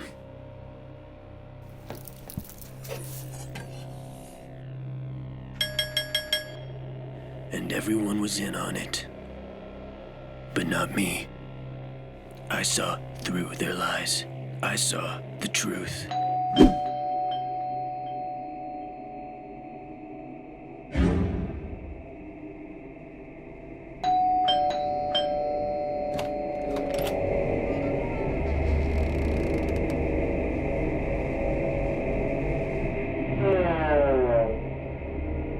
Beneath the fondant coating of perception is the supple sponge of truth.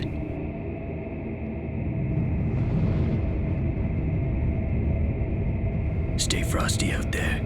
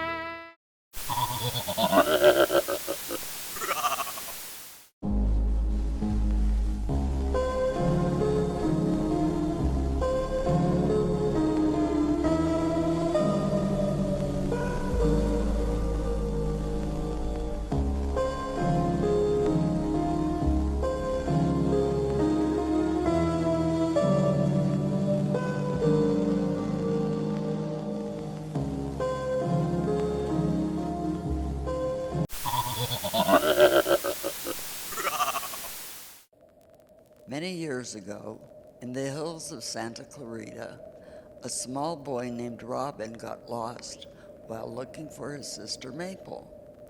He stumbled upon Lombardi Ranch, a once prosperous pumpkin patch that had been burned to the ground. Abandoned by time, locals say they can still hear jazz music and children's laughter coming from inside the charred farmhouse.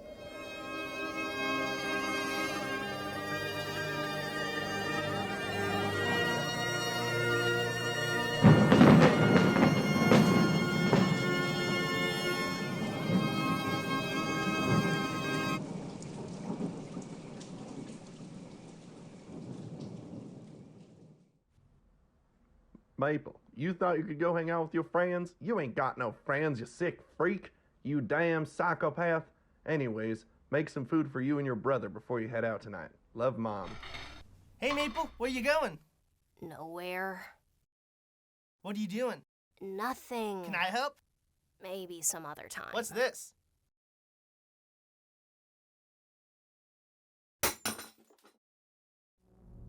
What the hell, Robin?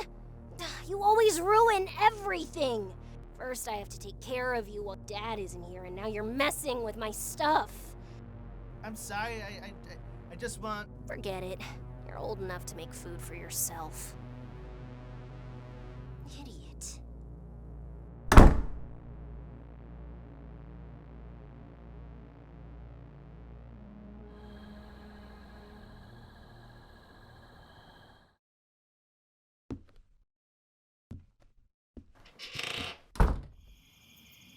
Maple?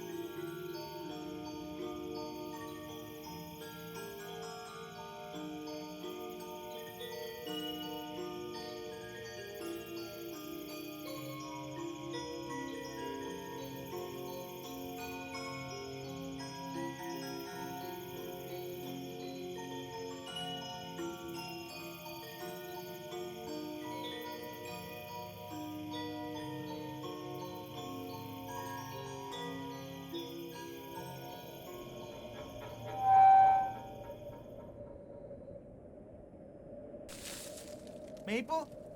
Are you there?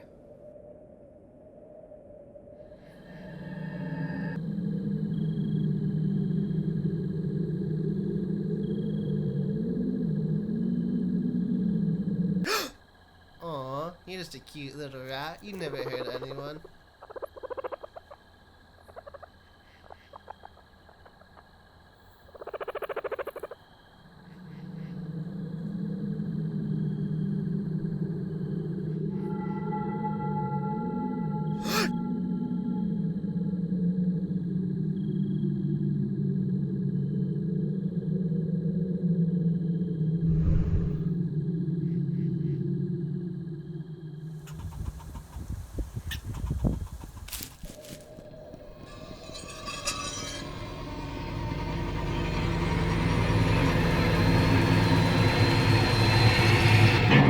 Welcome to Lombardi Ranch.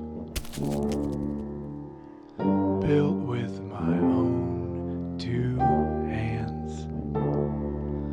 Pumpkins small and large, candles to light and knives to carve.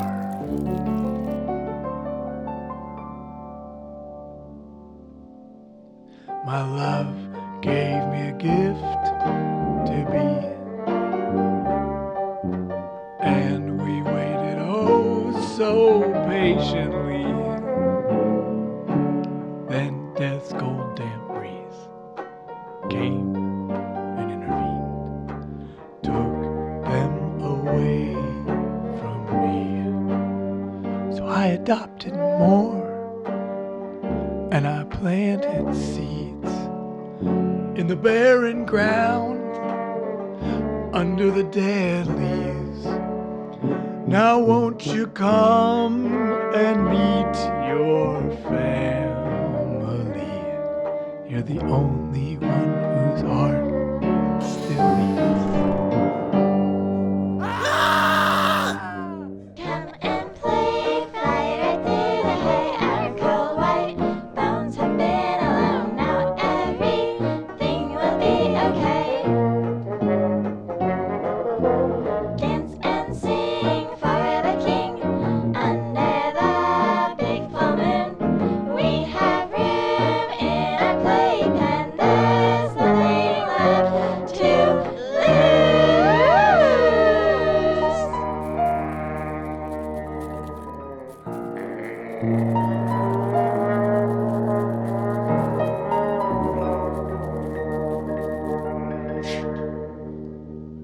Now won't you stay forever in my arms? Keep me company while I tend the farm. It gets so lonely late at night. Need someone to shine a light. Come a little closer. I don't ever want to say goodbye.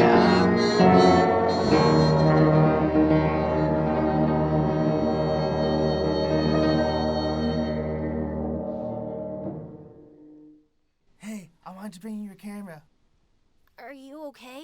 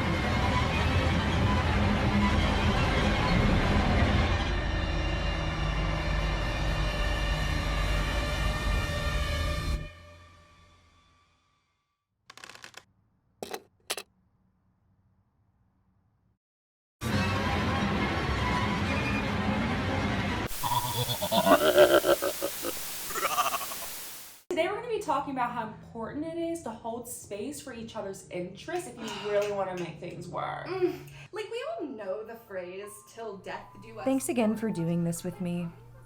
Yeah. I just think it's really important for us to explore these feelings together. I just want to make this work. Yeah, like, and it can be like super scary to like start working on yourself, but like you have to No, take that. I am not talking about this anymore. And you know why, but you won't tell me. I need you to tell me why. Tell me why right now. Because I didn't want to. You didn't want to. You No. never do what I want to do. You're completely ignoring my baseline desires. Oh, wait. Okay. You are hearing me, Okay. but you are not listening to me. Yeah. No, I'm hearing you. I am hearing you. Yes, I'm hearing you.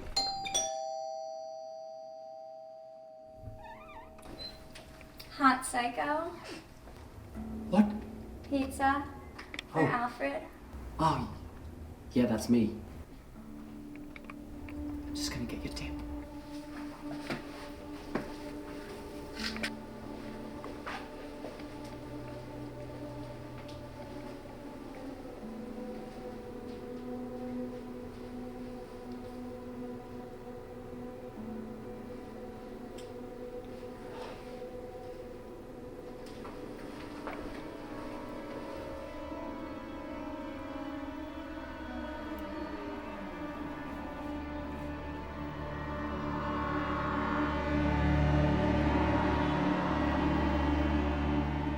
You know what? Just forget the tip. Oh, I ate a slice anyway.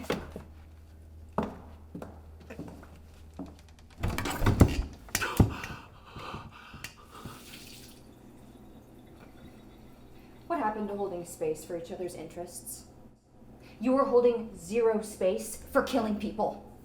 Well, I'm speaking my truth. And my truth is that you are being unfair. Oh, I am setting a boundary, and my boundary is that I am not speaking to you unless you're killing people. Oh, don't you stonewall me. No, look, I'm sorry, okay? I'll try and do better. I don't want you to feel alone in this relationship. I would do anything for you. I know. Let's order another pizza, yeah? Let's get her back.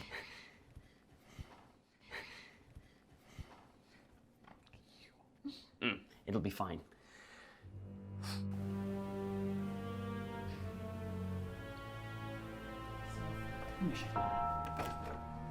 Hot Psycho Pizza?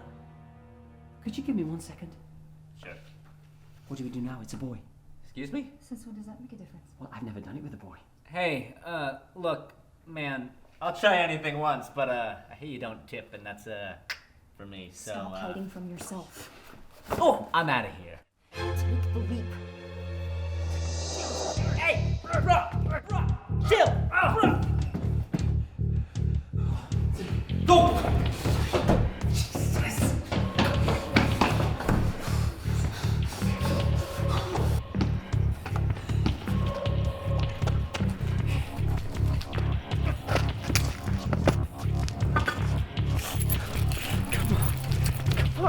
Man, I can't die in shorts. Hey. Here's your tip.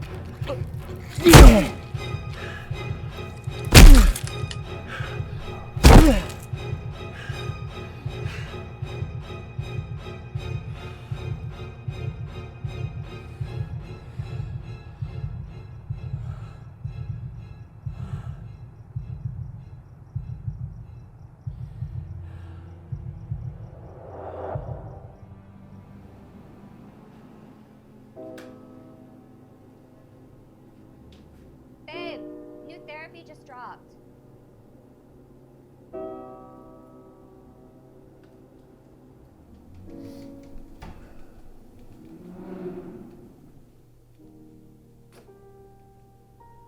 Vera, I did it. I did it.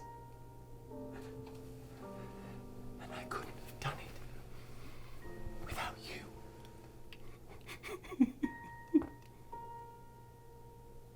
And there's my lucky charm.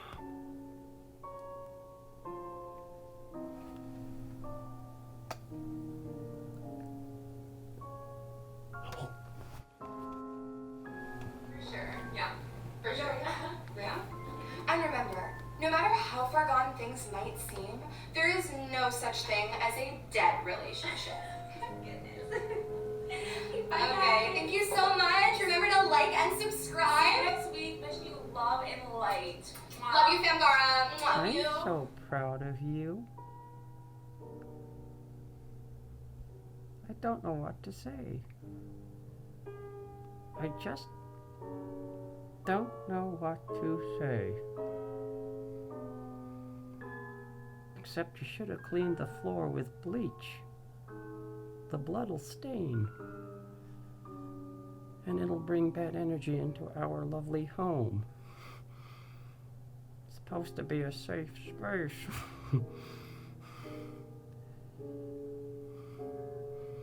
I'm sorry, darling. I'll get it right next time.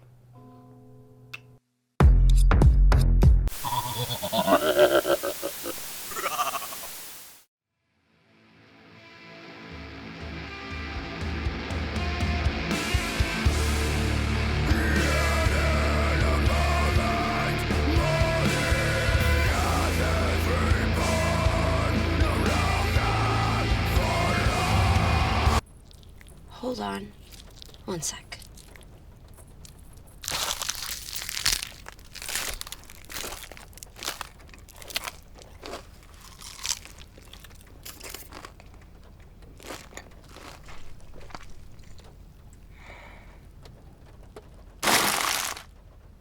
Keep holding still. Almost there. Hi. My name is Nimue.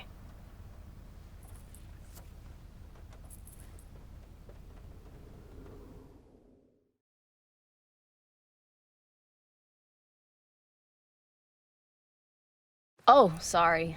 Souls don't have vocal cords or lungs. Makes it a bit more bearable for us. So, as you probably guess, you're in hell. And it's my job to take you sightseeing.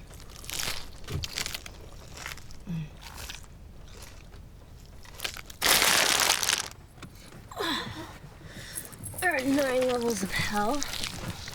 Limbo, lust, gluttony, greed, wrath, heresy, violence, fraud, and treachery. We're in limbo now. First one's torture-free.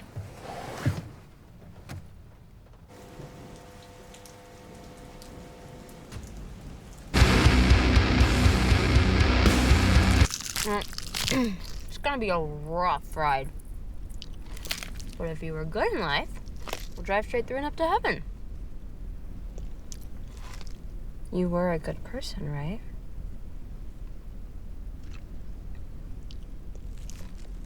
Well, great.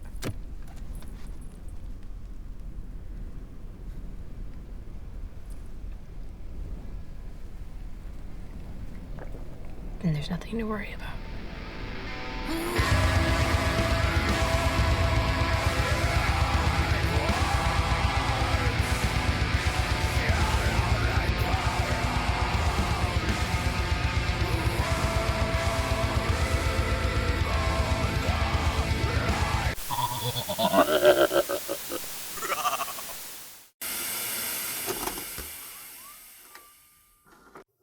Okay, just gotta take the lens cap off, and there you are.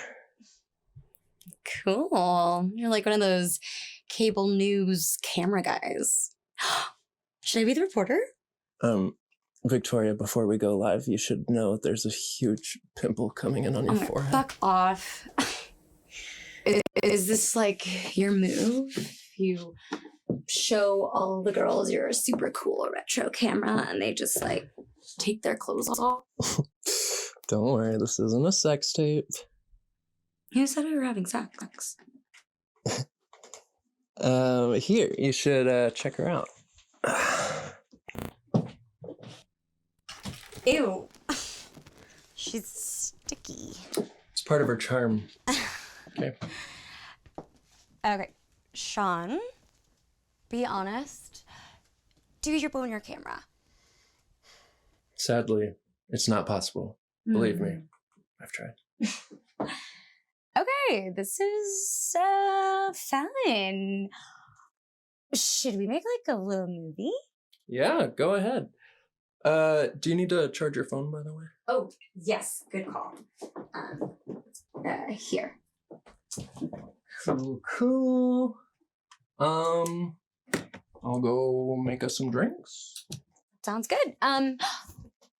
Do you mind if I give the audience a little tour of your bedroom? Oh, please. By all means, I need a little female perspective around here. Smart answer. Okay, folks, it's time for the official tour of Sean's bedroom. Is he gross? A hoarder? Perhaps some type of psychopath? That's what we're here to figure out today. All right, we are off to a great start. He is a boxer brief guy. Thank God. Okay. Very tidy, neatly folded sweaters and shirts. Very impressive. Okay, now, next stop, the bookshelf. Ladies, you may want to cover your eyes for this part, as it's often the scariest. All right, what do we have here? Roth, Hemingway, more Hemingway, Ellison. Okay, a lot of dicks here. Just one, like a Virginia Woolf, anything could kind of like get us to where we need. Joan Didion, yes, okay, major points here. I mean, we could still use a lot more vagina here, but at least we're acknowledging the existence of female authors in this bedroom, which is a feat. Okay, this is weird. Why is this out? What is this, an anthropology 101 type of thing? A weird fetish? You know, hard to kind of like say. Anyway, you have to appreciate this type of thing, and you know, freaky nerds are kind of my type. I mean, Sean is batting a near perfect game, folks. You have to appreciate the level of sportsmanship. Okay, the final test. If we rip the covers off and we find Navy sheets, we're done here. Plain and simple. We are in our 30s. We just cannot be doing that to ourselves again. No. Oh my God! Sean just rounded their base and is all the way home. I think I'm gonna fuck this little freaky nerd tonight. Sean? Did the power go out? Is there a light on this thing? Sean! No. Sean! What is that sound?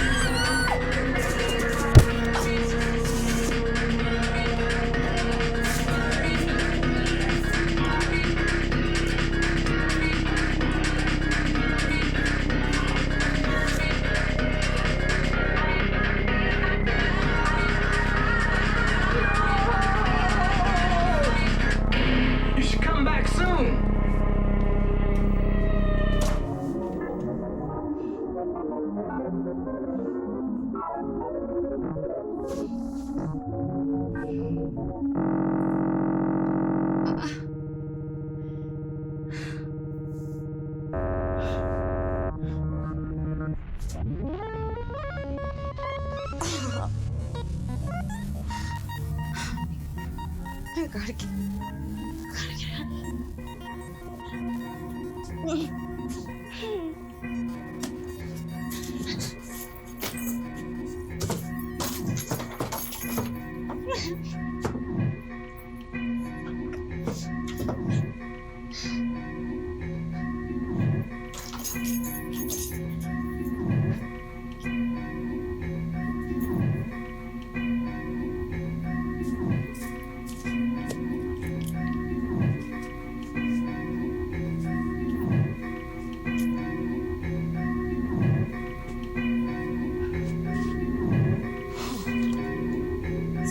fucking serious.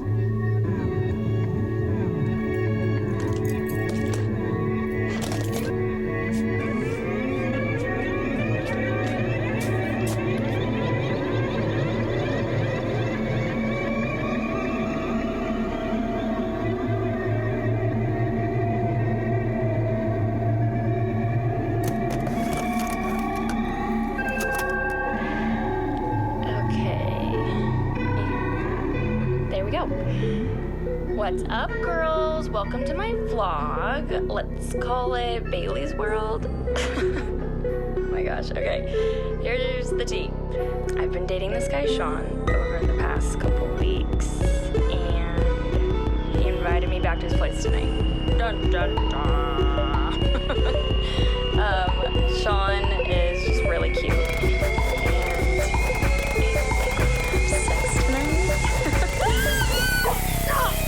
I don't know why. I have a really good feeling about him. And Sean is the first decent guy I've met in a while. So, Sean, if you're watching this, don't fuck it up.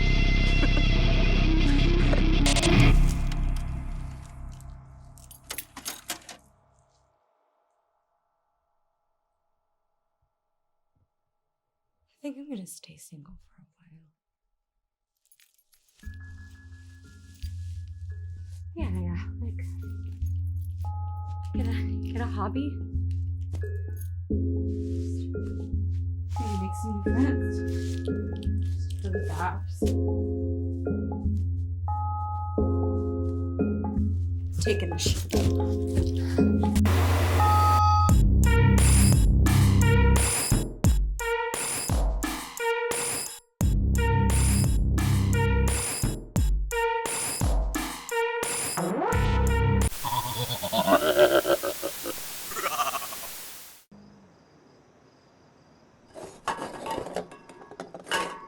Whoa! It's a mess in here, and I can barely see.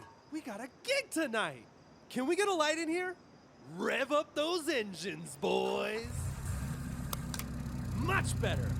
Well, now that the band's here, let's get started. A 1, a 2, a 3.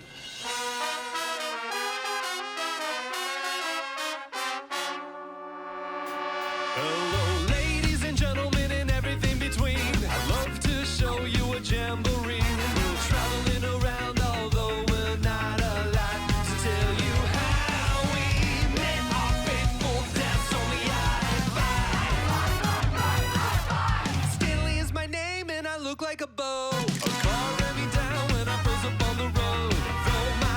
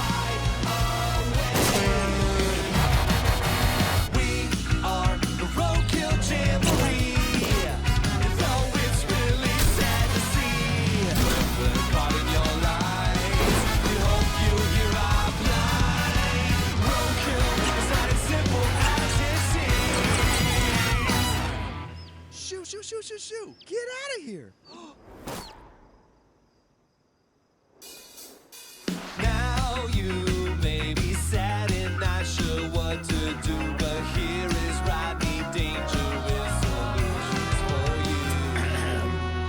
As you can see, I'm only ahead, but salvaging laws lead to less of us dead. Practice defensive driving during night and day. Driving slow will allow you to see your way, but we shouldn't be on the road in the first place. So support land bridges, which allow us to be safe. Now that you have heard our plea, and as you can clearly see, we hope you've learned what to do when we're in front of you. As roadkill, it's not as simple as it seems. Thank you from the Roadkill Jamboree. Yeah. Thank you and good night. Drive safe, please.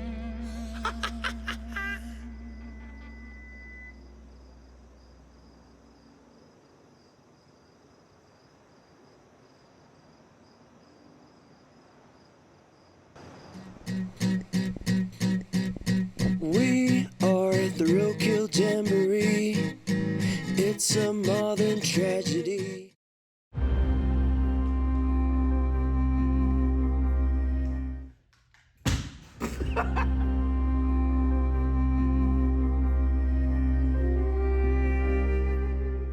Oh man, welcome back everyone. Boy, that was really fun just now watching all those shorts. Boy.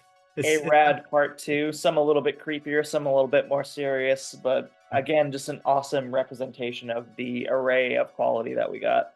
Yeah, crazy. All of them killer. Yeah, there definitely were more macabre pieces in this. Not right away though. We started off with a really cute one. I thought I really liked Halloween 2023 with the candy turning into a bat. It's just another really just awesome short animation, which fuck if I know. I assume that must be on like Blender or some type of program like that where they're. It also looked like it used kind of like some paper craft style. But it yeah, could be. And the fact that I have to constantly ask myself that question, I think it really is just a testament to how good this stuff is. It's really next level, just exemplary work all around. Absolutely. Really. Filmmaking in general is just magic to me.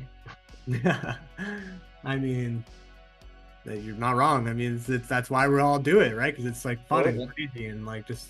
I mean, for me, it's super inspiring to all this stuff. So, anyway, I guess talk about movie magic and whatever. You can probably hear my cats yowling in the background. We'll edit that. We'll cut that. Last House on the Freight. I love this one. That's it's a great song. Needle drop there. I love the animation. Little Shaun of the Dead. It's we can cut this, but I did get the Specials were one of the last bands I saw before COVID lockdown happened. So I thought this was great. The style is iconic. Like if Nightmare Before Christmas was a 2D kind of papercraft style thing, and this was probably done on a computer if I was a betting man. But the fact that again it looks like it could it's 2D animation, but it's so close to the papercraft in terms of the texture style. I love it. I think it's really and the aesthetics there are fantastic. Like it's just such a unique and like well thought out vibe overall. It's got a just kind of a cohesive animation style that like you almost feel like you're tuning into like an established cartoon, like you're catching a Halloween episode of something that's been out there for a while. Like it's just got that aesthetic down pat. Like this could easily be like a Tim Burton's, like a spin-off of some Tim Burton movie that's just or like a real thing. I mean, either way, it's amazing job. I'm so impressed. And speaking of impressed, this next one too, the stop motion with looks like yarn. Like very, very clearly a handcrafted short, and you don't see, knitting or yarn animation a whole lot. Like that's such a unique aesthetic. Oh yeah, amazing.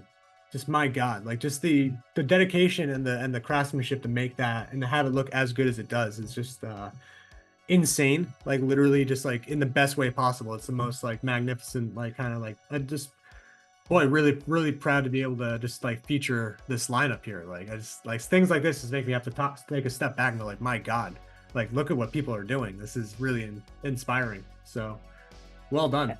And it just makes you wonder, like, how do you approach that sort of thing too? Those materials, like, you know, claymation it sticks, it's solid, but like if you're doing it with yarn, like it's airy, it's light. Like I wonder how they. If I was guessing, and I don't know, I know that they on Animation Wildcard, this one has behind the scenes materials available for it if you want to purchase it. But I'm pretty sure that generally speaking, all the stuff that's on some type of armature, either made of metal or wood or plastic, that then they can just like move. And yarn, I would assume I'd have to watch it again really with a more critical eye to see if you can see like kind of the King Kong sort of like thumbprints, you know what I mean? Where it's Yeah, like, yeah. I didn't exactly what you I mean. feel like yarn would be very forgiving with that. Because unlike clay, you know, clay, you're not gonna leave a thumbprint on yarn, you know? Yeah. So, I don't know. It's, I mean, it's really well done. Actually, this next one was done with clay, and I think that this is an example of how to do it. I mean, it's so smooth, and just I was just kind of just going like, oh, the thumbprints. This is so clean and well executed for Another friendly skeleton. Yeah. Yeah. I was real happy for that skeleton. Like, yeah, you made friends at the end there. Good job, buddy. Yeah. You know, in retrospect, this kind of this meat monster reminds me of the Thing when I think Palmer's head melts and whatever. So it's just super. I love the gore aspect. And I also really love the kind of the sweet, heartwarming nature Little of it. message for sure. Yeah. It had a lot of charm to it. Yeah. You know, he's putting himself out there and he's trying to fit in, and gosh darn it, he did. Well done, buddy. Face Off. This one came from the UK. I know that, and my God, it's so. I'm just really impressed with this. I mean, I love this person's 2D like animation style. This is if I had to guess, that's probably done in like After Effects or Animate or something. But And I think this is someone returning actually from Hot 30 too. the Hot 30, they've been in every Halloween mixtape so far. Yes, they have, and they've done a couple Hot 30s, which Wow, I'm nice. very grateful to them for just like digging our. I mean, and they've been blowing up since they first started doing it. Their number of followers is like order of magnitude, like just like keeps increasing, which is well deserved because Oh yeah. what a creative. All these are phenomenal. Like all I of them. love the Lovecraftian element of the tentacles coming out of the face. Like the eyes being held by it's grotesque but also really beautiful too, because it has like it's not the fingers are all rounded, like it's like Mickey Mouse gloved hands or something. So it's grotesque, but it's also kind of aesthetically pleasing. It's not overly gory. Yeah. There was like blood and sinew just like slopping off. I guess it's almost like an abstract expressionism way of like showing viscera, maybe, or what is it like mental health, or the fact that you can look into it in all these different levels, I think speaks a lot to just how awesome it is. They do a lot with a short time. Yeah. All right, so let's see. It crawled in through the window. Oh my God! Like this one gave me the heebie-jeebies watching it. Genuinely creepy. Plays well with paranoia. Yeah. Not familiar. The concept of the person, your loved one, not being who you think they are is just there's just genuinely unsettling elements at work there. Like, I mean, it looks great. The acting is great. The way that's The concept is scary. Yeah, really frightening. Seeing a mimic of a person just horrifying. I feel like they honestly they kind of are able to bounce between a couple different versions of the same, because it's like you start out and you think that it's like, okay, the guy's like on the survival mode, and then as he keeps talking and he's more and more like what he's saying is more disquieting, and sort of like the focus shifts to him being the fucking, and then you're like, oh my God, at the end it's at least 3 different versions of kind of like setting and changing the expectation, which I feel like horror and comedy are both about subverting expectations. You know what I mean? Like, yeah. And this nailed it. Yeah, fantastic. All right, Boy Who Woke Up Dead. Talk about I mean, it's right here in the shelf behind me, but that felt like it belongs in one of these. Cool. Like the absolute scary stories to tell in the dark vibes. I think I had that book as a kid. That's awesome. That's hilarious. Oh man, I haven't thought Like, about that book in a long time. it But yeah, just gave me agree. that vibe, you know, the rhyming scheme and the kind of, you know, Yeah. the creepy childhood elements and just that's a good word. Another very unique example of papercraft that we haven't seen yet in the screening, where there haven't really been this just being like almost like the storybook vignettes. So I mean, I guess it would, like, I guess loosely could be construed as, and I feel like it's not even animation. I don't even know what it would be called because it is technically, I guess it's, I mean, it's really creative. It's great, and the fact, I mean, it seems like a classic. It's very well produced. I think the art direction is really pretty phenomenal in this thing. Yeah. Like, looking at Yeah, that, it's great that it's all still image, but it just like, yeah, just the motion of the storytelling really, yeah, works out completely. Boy. And speaking talking about using the medium, was it cake? I thought that was hilarious, and I feel like, I mean, if that wasn't, I mean, that would totally work as live action, but the 2D style really, I think, made it funnier. Oh yeah, it just adds a creepier element to it. Another one that kind of has a good time with finding the creepy in kind of a current fad right now. The whole like realistic. Bit of a cake funny thing. concept for sure. I mean, this one is another one where I was laughing, but then also when he goes up against the door, I remember audibly going like, "Oh," because it gave me that visceral sort of reaction. And then I love that they do they have the shot from like and it might be from somewhere else, but M. Night Shyamalan's The Village, where Joaquin Phoenix stabs Adrian Brody. Spoilers. They recreated that in the cake thing with them stabbing the postman. I appreciate that homage there. Assuming it wasn't an homage, they didn't come up with it independently, which is entirely possible. But either way, well executed. Yes. Yeah, I thought it was great. So, all right, Ida Black. I mean, that was me. Hi. Yeah. I made that one. Yeah, it's crazy. I thought it was stock footage at first when I first saw it. I assumed that it was like, oh, cool, you found all this like footage of reenactors or something. It's like, oh shit, you shot that. This isn't some obscure movie from PBS in the early '90s or something. Like, we shot that all on film in New England, kind of telling the story of a local legend using pulling college connections and kind of having fun with doing a silent film. Yeah, and it was very stylistically done too. Very well done. Thank you. It's a true story, right? Well, I mean the thing with the grave is like a folklore. Yeah, the gravestone is like a real urban legend, and this is just kind of one of the versions of the story behind, you know, the local legend of the witch and the stone, and this is just kind of the version that I grew up hearing. But there's several different versions of the tale. Some of them more macabre, like, you know, her foot is on the gravestone because they burned her alive and her foot rolled out of the fire. Like there's so many different versions of this story, but this is just the one that I heard. Cool. Yeah. Well, awesome job. Thank you. All right, The Reflection. I fucking love this one. I feel like it's kind of like it's short and sweet and genuinely disquieting with like the art style and just the concept. And yeah, I mean, I like how, I mean, especially in contrast to Ida Black, it's because it is so short and sort of, it's kind of it's not the same. It's like a witchy sort of like creepy thing, but it's like I feel like having like that is almost like a punctuation to sort of, you know, people just like learn this interesting thing, and then you have like this genuinely disquieting sort of like imagery. I feel like that it's I thought they did a really great job. I really like this one. Oh yeah. All right, Scarecrow Alley. Fucking amazing. Yeah. Again, with just like, I really like the imagery. I thought the craftsmanship on display was just, boy, fucking next level. Oh yeah, some real over the garden wall vibes in there. See, like, exactly. Backdrops in a sheet. I assume like a sheet with like a light on it, or backlit maybe, just to the night sky. It's with everything silhouetted. Just really clever solutions to make the world feel big.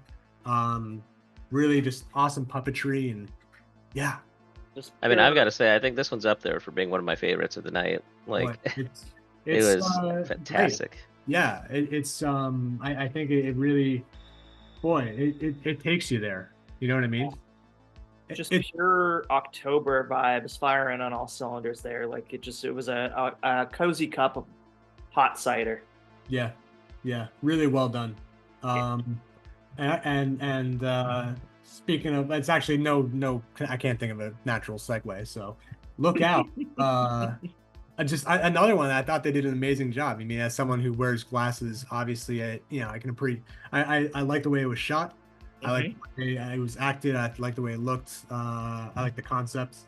The anything with the eye is always like a good squeamish sort of like note to hit. Yeah.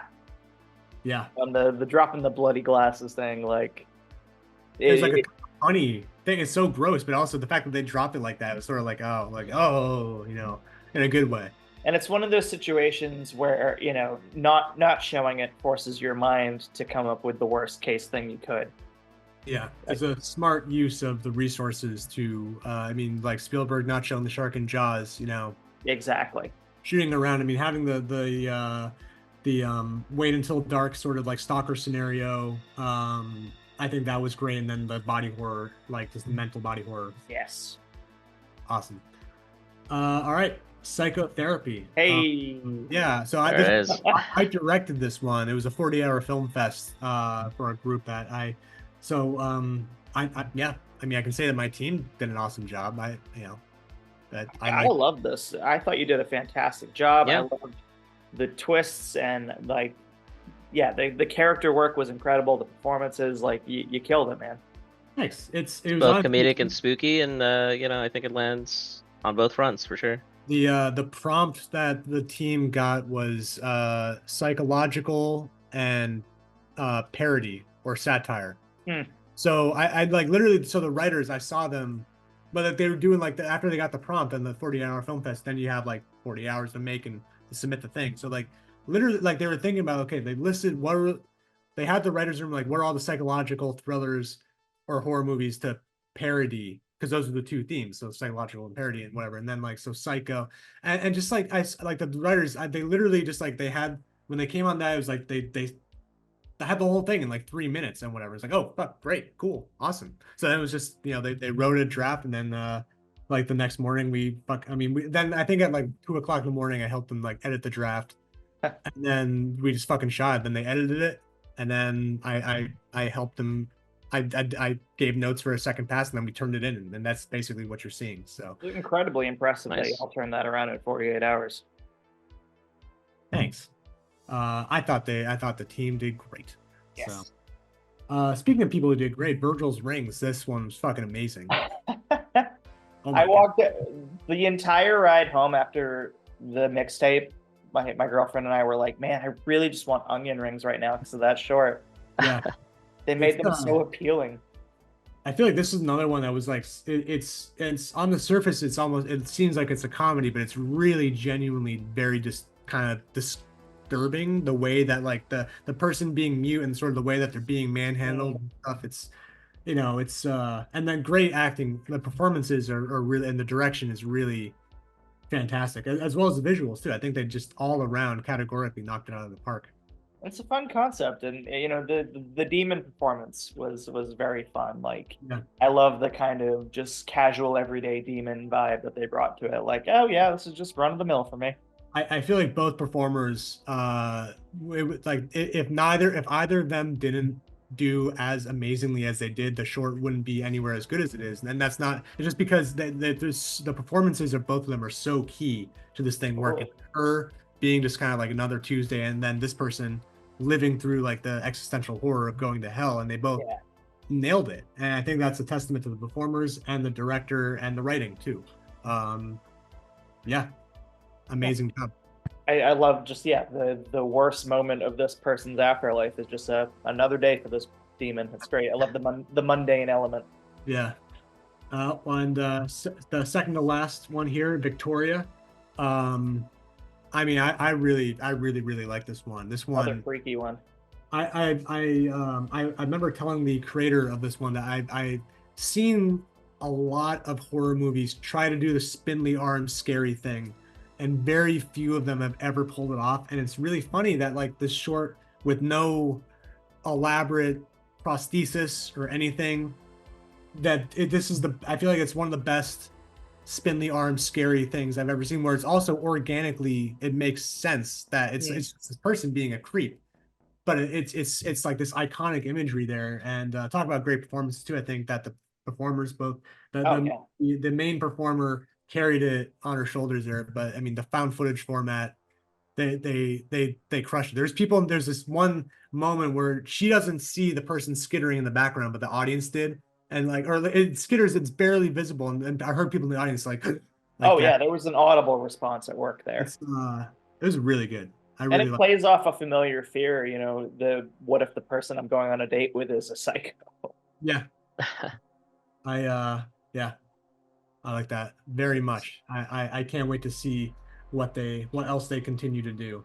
But all right, and the was it the martini of the night here? We end with a musical number. Yes, whenever possible, end with a musical number. Absolutely. I thought this one was fantastic. I mean, perfect, stop motion, perfect 2D animation, fantastic song. It's just like was the bow on top of the night, and it was a perfect ending to all these shorts. I feel like this deserves all the awards that it can get. I feel like this. Oh my god! Like, how long I mean, the credits for this one were really. I mean, a lot of people put a lot of time and effort in, on the student level, which is really impressive. You see it all up on screen. I feel all their efforts. Yeah, talk about firing on all cylinders. This whole it had a good message. It conveyed its point in a way that was, it was macabre, but it was fun and definitely effectively conveyed what it wanted to say. You're able to learn something, which is kind of it's spooky, it's funny, and you walk away with knowing more than or thinking a little bit more about the world than when you sat down to watch it. Yeah, I love that. I mean, I've at this point now I've seen it several times. I think it's super catchy and just like it never stops being entertaining, which I think is a testament. Just like they just knocked it out of the park. Can't say enough. Oh yeah, me neither. Yeah. But fantastic work to all. That's the entire lineup right there. Yeah, really applause for yourself. I guess now we can announce the contest. So basically we'll offer a prompt. If you opt in, then you get a prompt to do a short that includes something. The two prompts that we were given were include a John Carpenter reference and to include a spirit and apparition. Yeah, we had two competitors there, Erica Timko and Nicolette Groom. Yep. And the prompt was for the Thin, it was include a John Carpenter reference, and for Stanley, it was include a ghost/apparition. Yes, and so basically, the way that we did the competition is that we got an impartial judge. Who I think we can now that it's over, there's no threat to them anymore from the compromise. So there was basically I guess Ryan, you want to introduce them in their horror credentials? Yeah, so our festival judge was Jimmy O, James Oster from JoeBlow.com. You know him from years and years and years of service to the film news world, reviewer, interviewer. Anyone who's in the film world will know his work, and he was our judge. He loves horror, and and basically, the part of going to an impartial third party for the judge is to because it's and when it's a competition, it's all subjective, and everything that everything people are making is amazing, and it's all deserving of praise, and if one person gets a trophy, that's not an inherent indication of value or worth or anything against the other one. It's just like this is the subjective kind of viewpoint of this person for the sake of fun. So both of you, congratulations for making something amazing, because absolutely, oh my god, like I'm enamored of both shorts that were there. I'm really, really glad that we pushed off the duty to judge it, because I would have been just like terrible at doing this. I would not have been able to. Yeah. So would you like to announce our winner? No, you say it or whatever. You got the trophy, so sure.